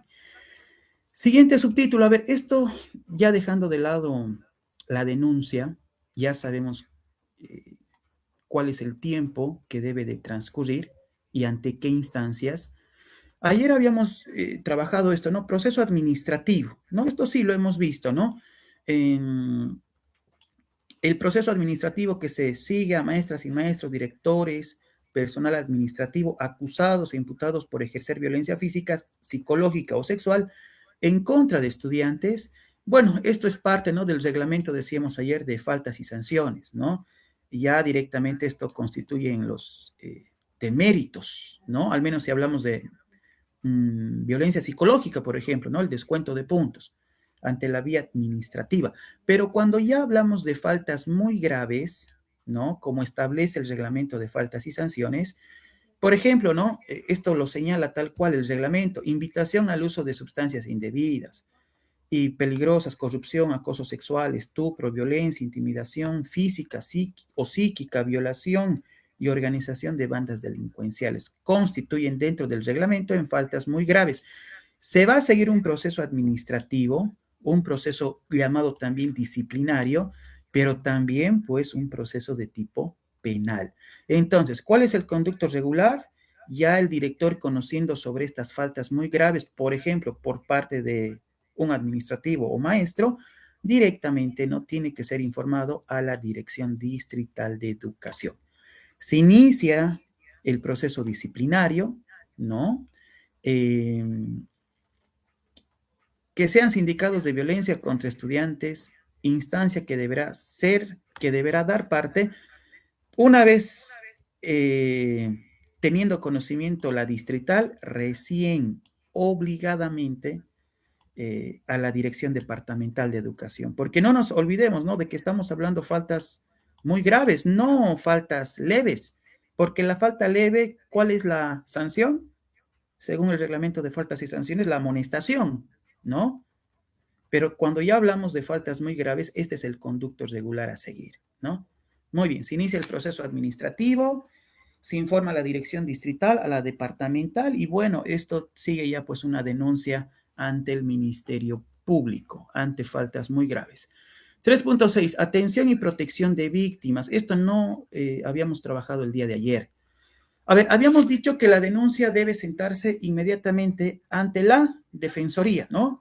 Anoten en el cuaderno, esta es la abreviatura. Cuando en el examen aparezca esto, al menos para aquellos colegas que van a dar por primera vez el examen, aparece a veces la sigla directamente, DNA. ¿Qué significa DNA? Defensoría de la Niñez y Adolescencia, ¿no? Es la instancia que debe garantizar, palabra clave, aquí está el verbo, mejor dicho, ¿no? El verbo, garantizar. No dice coadyuvar, intervenir, resguardar, establecer, no, dice garantizar la vigencia de los derechos de niñas, niños y adolescentes a través de sus equipos interdisciplinarios de abogados, trabajadores sociales, psicólogos, etcétera. Sin embargo, también se puede acudir a cualquiera de las siguientes instituciones. Claro, dependiendo también la ciudad, ¿no? Si cuenta con estas instituciones. Servicios legales departamentales, los SLIMS, ¿no? Servicios departamentales de gestión social, CDGs. Servicio integrados de justicia.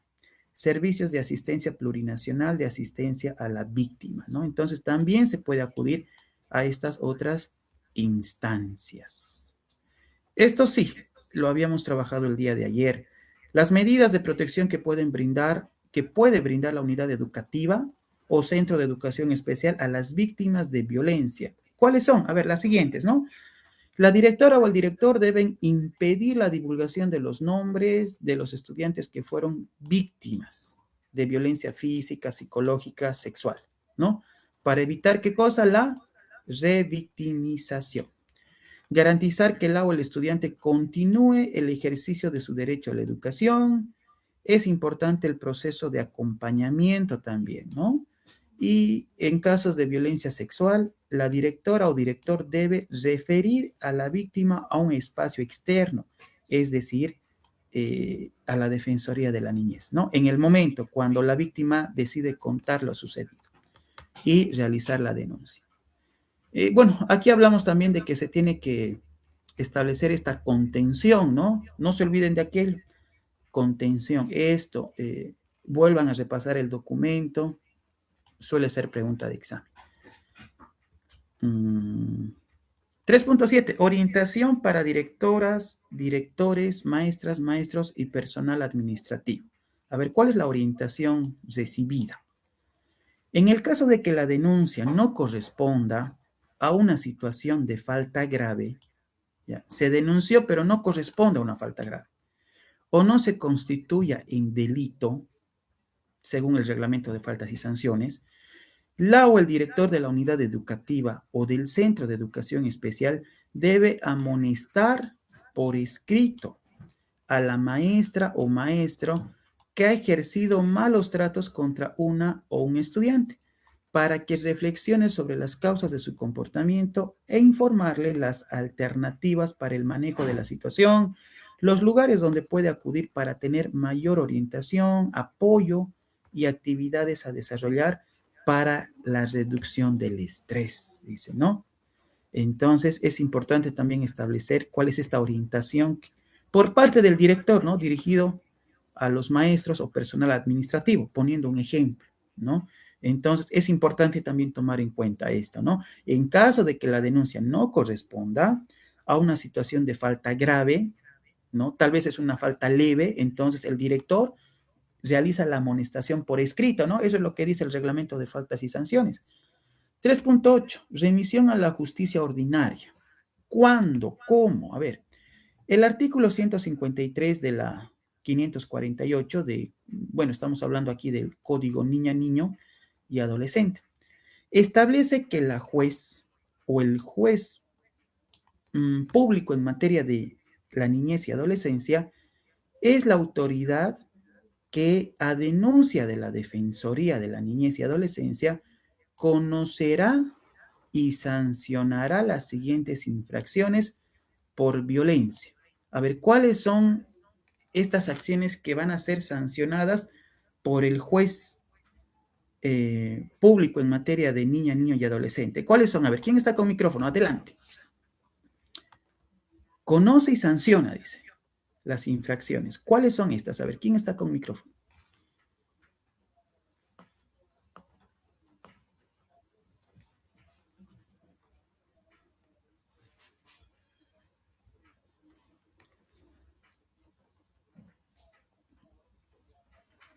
A ver, ¿quién está con micrófono? ¿O mediante el chat también? Ah, no, mediante el chat no, pues hay que participar. Hola. Hola, hola. Pensé que estaban silenciados los micrófonos. No, ya. Adelante, a ver, ¿cuáles son el juez, conociendo el hecho, qué es lo que sanciona? A ver, adelante, Lice.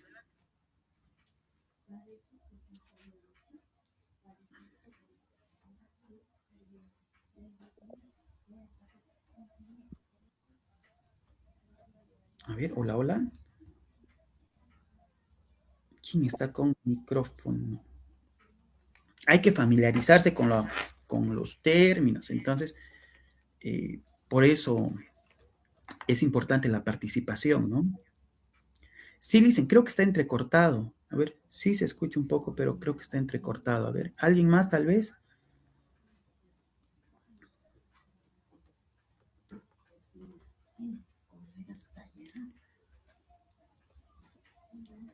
A ver, ¿quién está con el micrófono?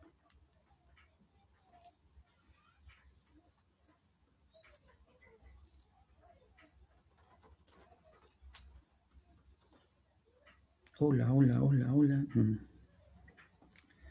Bueno, a ver, continúo, pero... a ver, hola, hola. ¿Se escucha, no?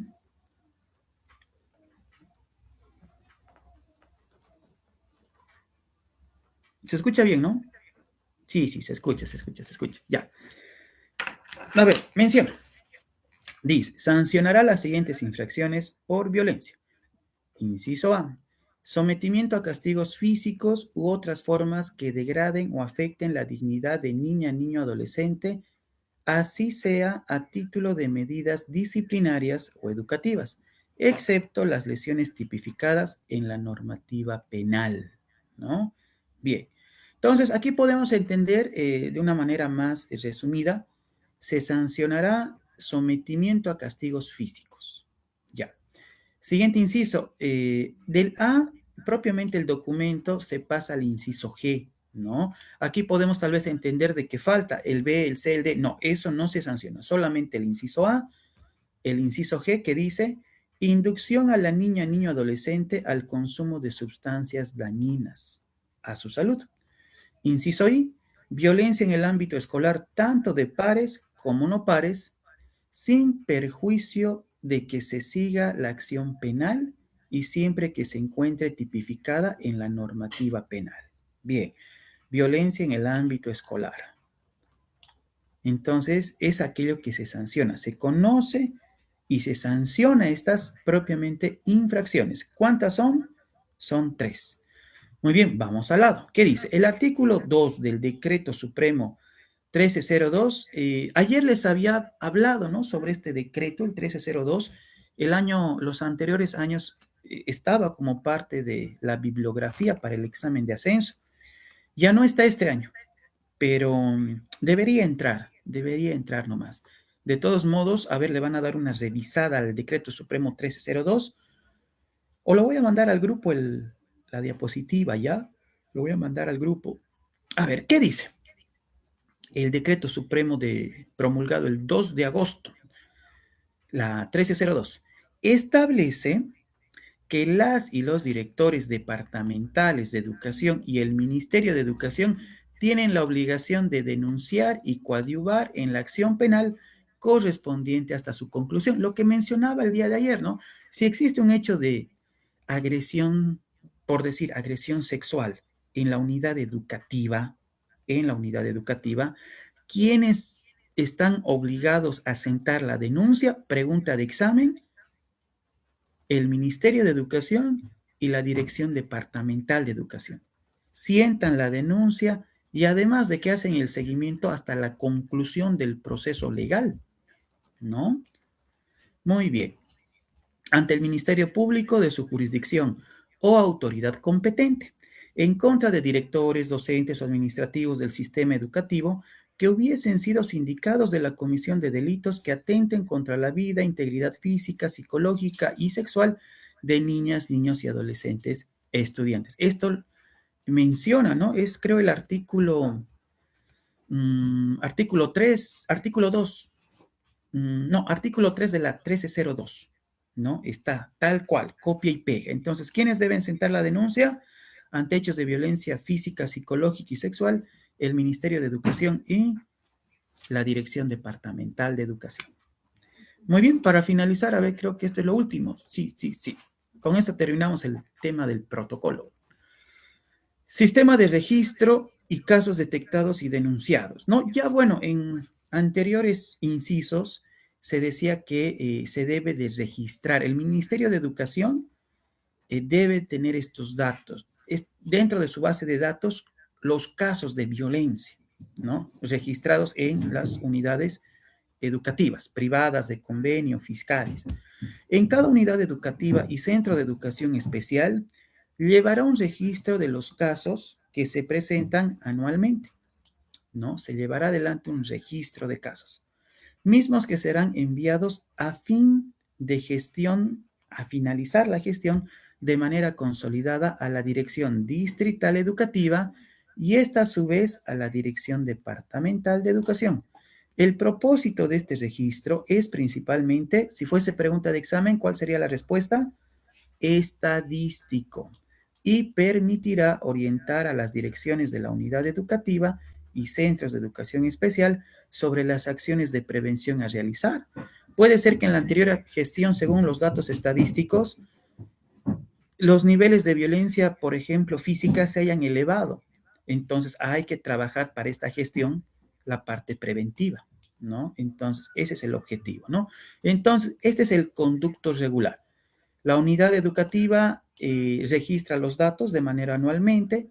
Este informe se presenta a la distrital a la departamental y la departamental al Ministerio de Educación, ¿no? Como última instancia, como ente rector, además. Muy bien. Terminamos el tema. A ver, ¿se ha entendido hasta aquí? Sí, ¿no? Incluso, ¿no? He trabajado desde el inicio el tema para poder entrar en contexto.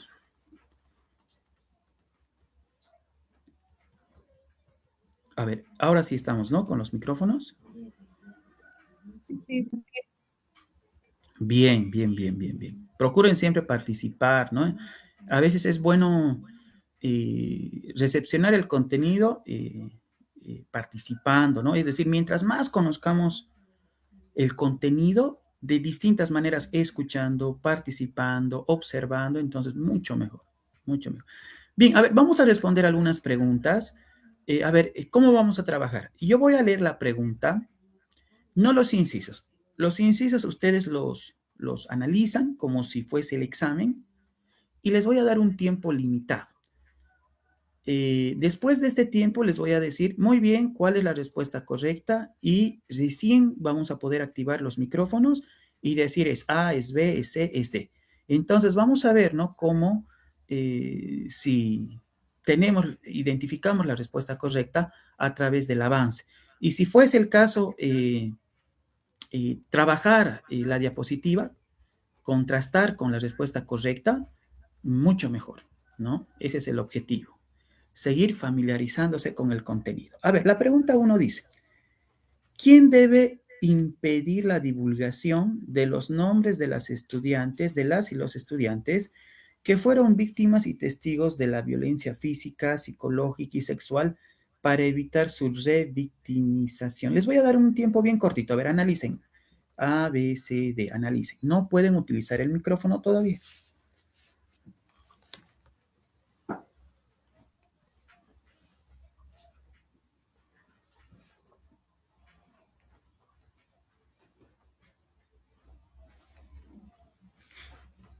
Tiempo. Ahora sí. ¿Cuál sería la respuesta? ¿Qué inciso? Si fuese pregunta de examen. Inciso A. Ah, Bien. ¿Qué dicen los demás? inciso D, licenciado. Inciso D, podría ser todos son correctos, ¿no? Ya, a ver, ¿qué dice el documento? Al pie de la letra.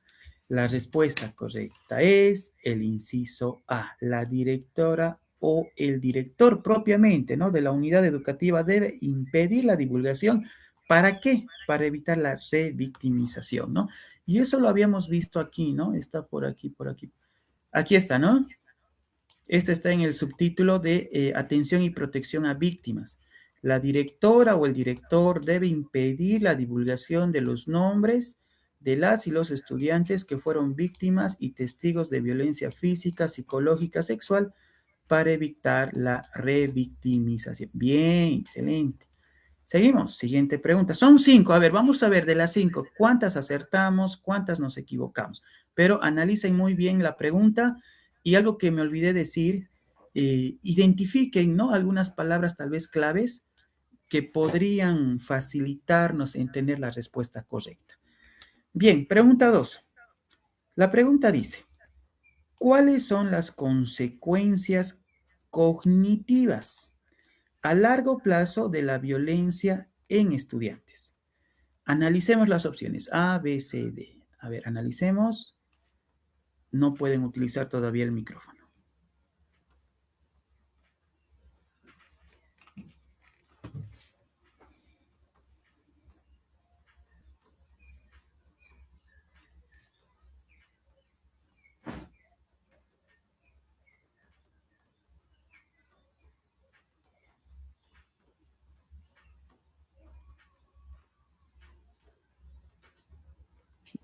Inciso Alicia. Tiempo. Ahora sí podemos responder. Ahora sí. Pero bueno, ya la respuesta correcta es el inciso A. Muy bien, ¿no? Inciso C. Aquí para responder de manera correcta, ¿no? Puede ser A, puede ser C, pero para determinar la respuesta correcta, primer paso, diferenciar, ¿no? ¿Qué es una consecuencia cognitiva? Una consecuencia emocional también está. Y la tercera, ¿cuál era? Cognitiva, emocional y conductual, ¿no? Comportamental, ¿no? Cómo el estudiante, qué comportamiento tiene, ¿no? Esas son las 3 consecuencias que justamente tenía que ver con, a ver, vamos a retroalimentar con la diapositiva, ya que tenemos, está presente aquí, aquí está. Muy bien. Para responder a la pregunta de manera correcta y en el menor tiempo posible, hay que tomar en cuenta, ¿no? Cuando hablamos de aspectos emocionales, ¿qué elementos son los que se abordan, ¿no? El aspecto cognitivo, ¿qué elementos son los que se abordan? Y los elementos conductuales, ¿no? Conductuales es el comportamiento manifiesto. Lo cognitivo tiene que ver con el proceso de aprendizaje. Y lo emocional tiene que ver, pues, con, si bien aquellos aspectos que son visibles, pero que son más de tipo, como dice, ¿no? Emocional. El estudiante va a estar triste, depresivo, va a presentar conductas de ansiedad, va a tener baja autoestima. Entonces, es importante diferenciar estos 3 tipos de consecuencias, ¿no? Bien, entonces, tomando en cuenta las diferencias y la definición de qué es lo conductual, lo emocional, o a qué hace referencia lo cognitivo, entonces establecemos de que la respuesta correcta, muy bien, es el inciso A, ¿no? ¿Por qué? Porque la pregunta dice cognitivo, y hace un momento, a ver, anotemos en nuestro cuaderno, lo cognitivo tiene que ver con los procesos de aprendizaje, ¿no? De asimilación. Entonces, ¿qué problemas se van a detectar en estos estudiantes víctimas de violencia? Trastornos del aprendizaje, escritura, lectura, cálculo, disminución del desempeño cognitivo, ¿no? Bueno, ahí ya teníamos un apoyo, ¿no? En el ámbito escolar. El B no corresponde. A ver, el B tiene que ver con qué consecuencia. Cognitivo no es. ¿Es emocional o es de tipo conductual? El inciso B. Conductual. ¿Será autoconcepto? ¿Será emocional? Emocional. Bien. Emocional. A ver, correcto, ¿no? Baja autoestima, ¿no? Inciso C, ¿es emocional o conductual? Conductual. Conductual, conductas sexuales de riesgo, etcétera, etcétera, ¿no? Muy bien. Entonces, para tener rapidez en el examen, es decir, muy bien, conozco, puedo diferenciar a qué hace referencia estos tres tipos de aspectos o consecuencias, fruto de la violencia, ya sean cognitivos, conductuales o emocionales. Estableciendo la diferencia, entonces decir, no, la respuesta es inciso A. Y tener la seguridad de que los otros incisos no son, ¿no? El B es emocional, el C es conductual, entonces es conductual, no corresponden. Tampoco podría ser D, ¿no? Tampoco podría ser ninguno. Entonces, hacer ese análisis, ¿no? Es como retroalimentar, ¿no? Toda la información a partir del contenido. Bien, excelente. Inciso A. Pregunta número 3. Dice, un protocolo es un instrumento de actuación que define, a ver, ¿qué define? Si fuese pregunta de examen, no pueden utilizar el micrófono todavía, les voy a dar un límite de tiempo. 1 minuto. A ver, cronómetro voy a utilizar aquí. Analicen las opciones. Identifiquen palabras de apoyo. Corre tiempo.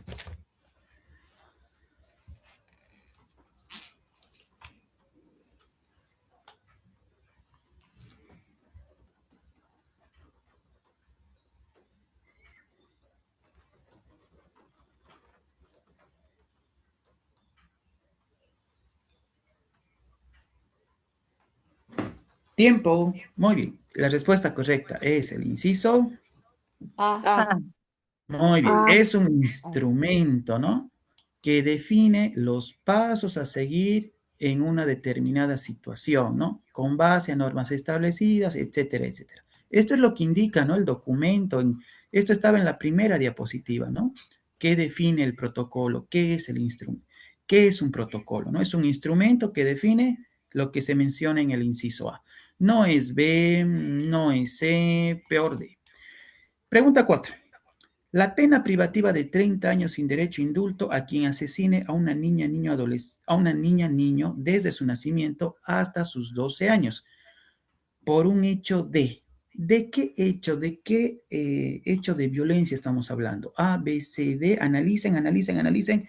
No podemos responder todavía. Infanticidio. Ya respondimos. Ya, está bien. A ver. ¿Sí? ¿Corresponde? ¿Es 30 años? Sí, Sí, B. infanticidio, inciso B. infanticidio, dicen. Infanticidio. Muy bien. Respuesta correcta. Infanticidio. Vamos con la última pregunta. Hagamos de cuenta que estamos en el examen 18 de julio y es la pregunta número 5. Cuando la niña, niño y adolescente decide relatar que ha sufrido o sufre violencia física, psicológica y sexual, se le debe, inciso A, B, C, D. Analicen las opciones. Tienen 60 segundos.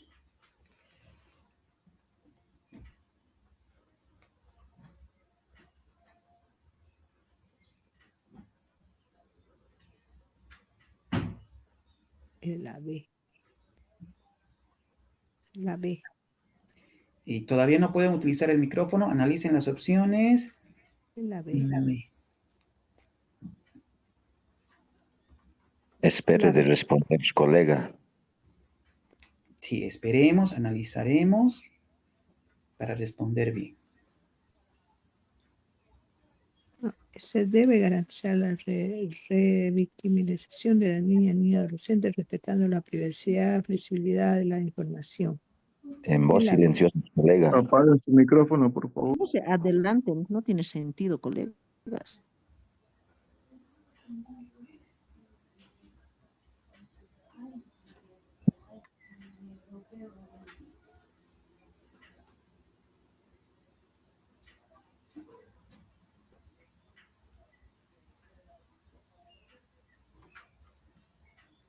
Muy bien.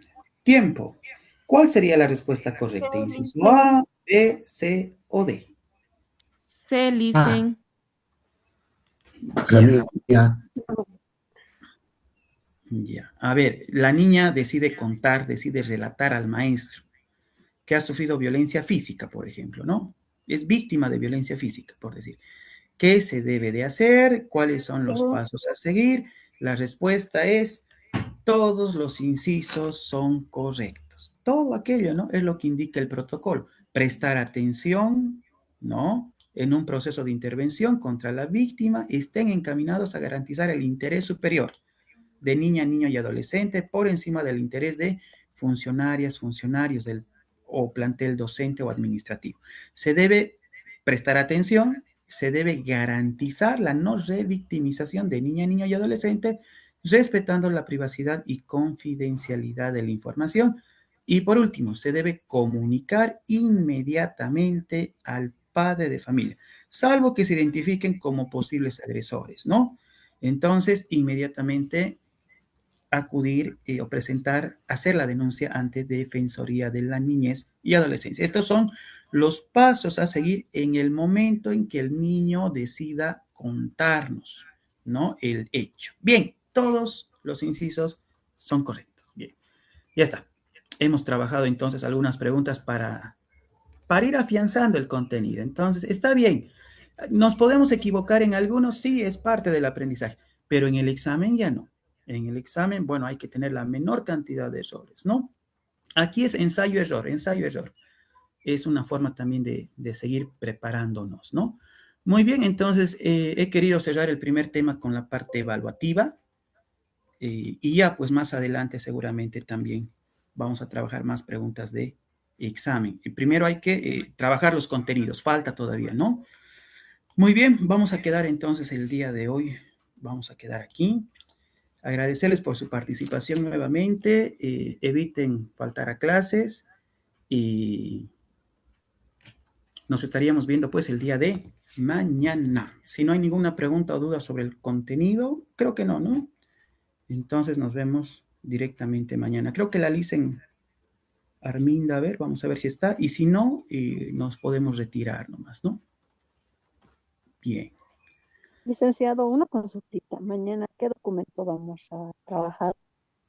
Estaríamos Buena pregunta. El protocolo de convivencia pacífica y armónica va de la mano con la guía, está en la pantalla, la guía para la identificación y denuncia de violencia intrafamiliar en el ámbito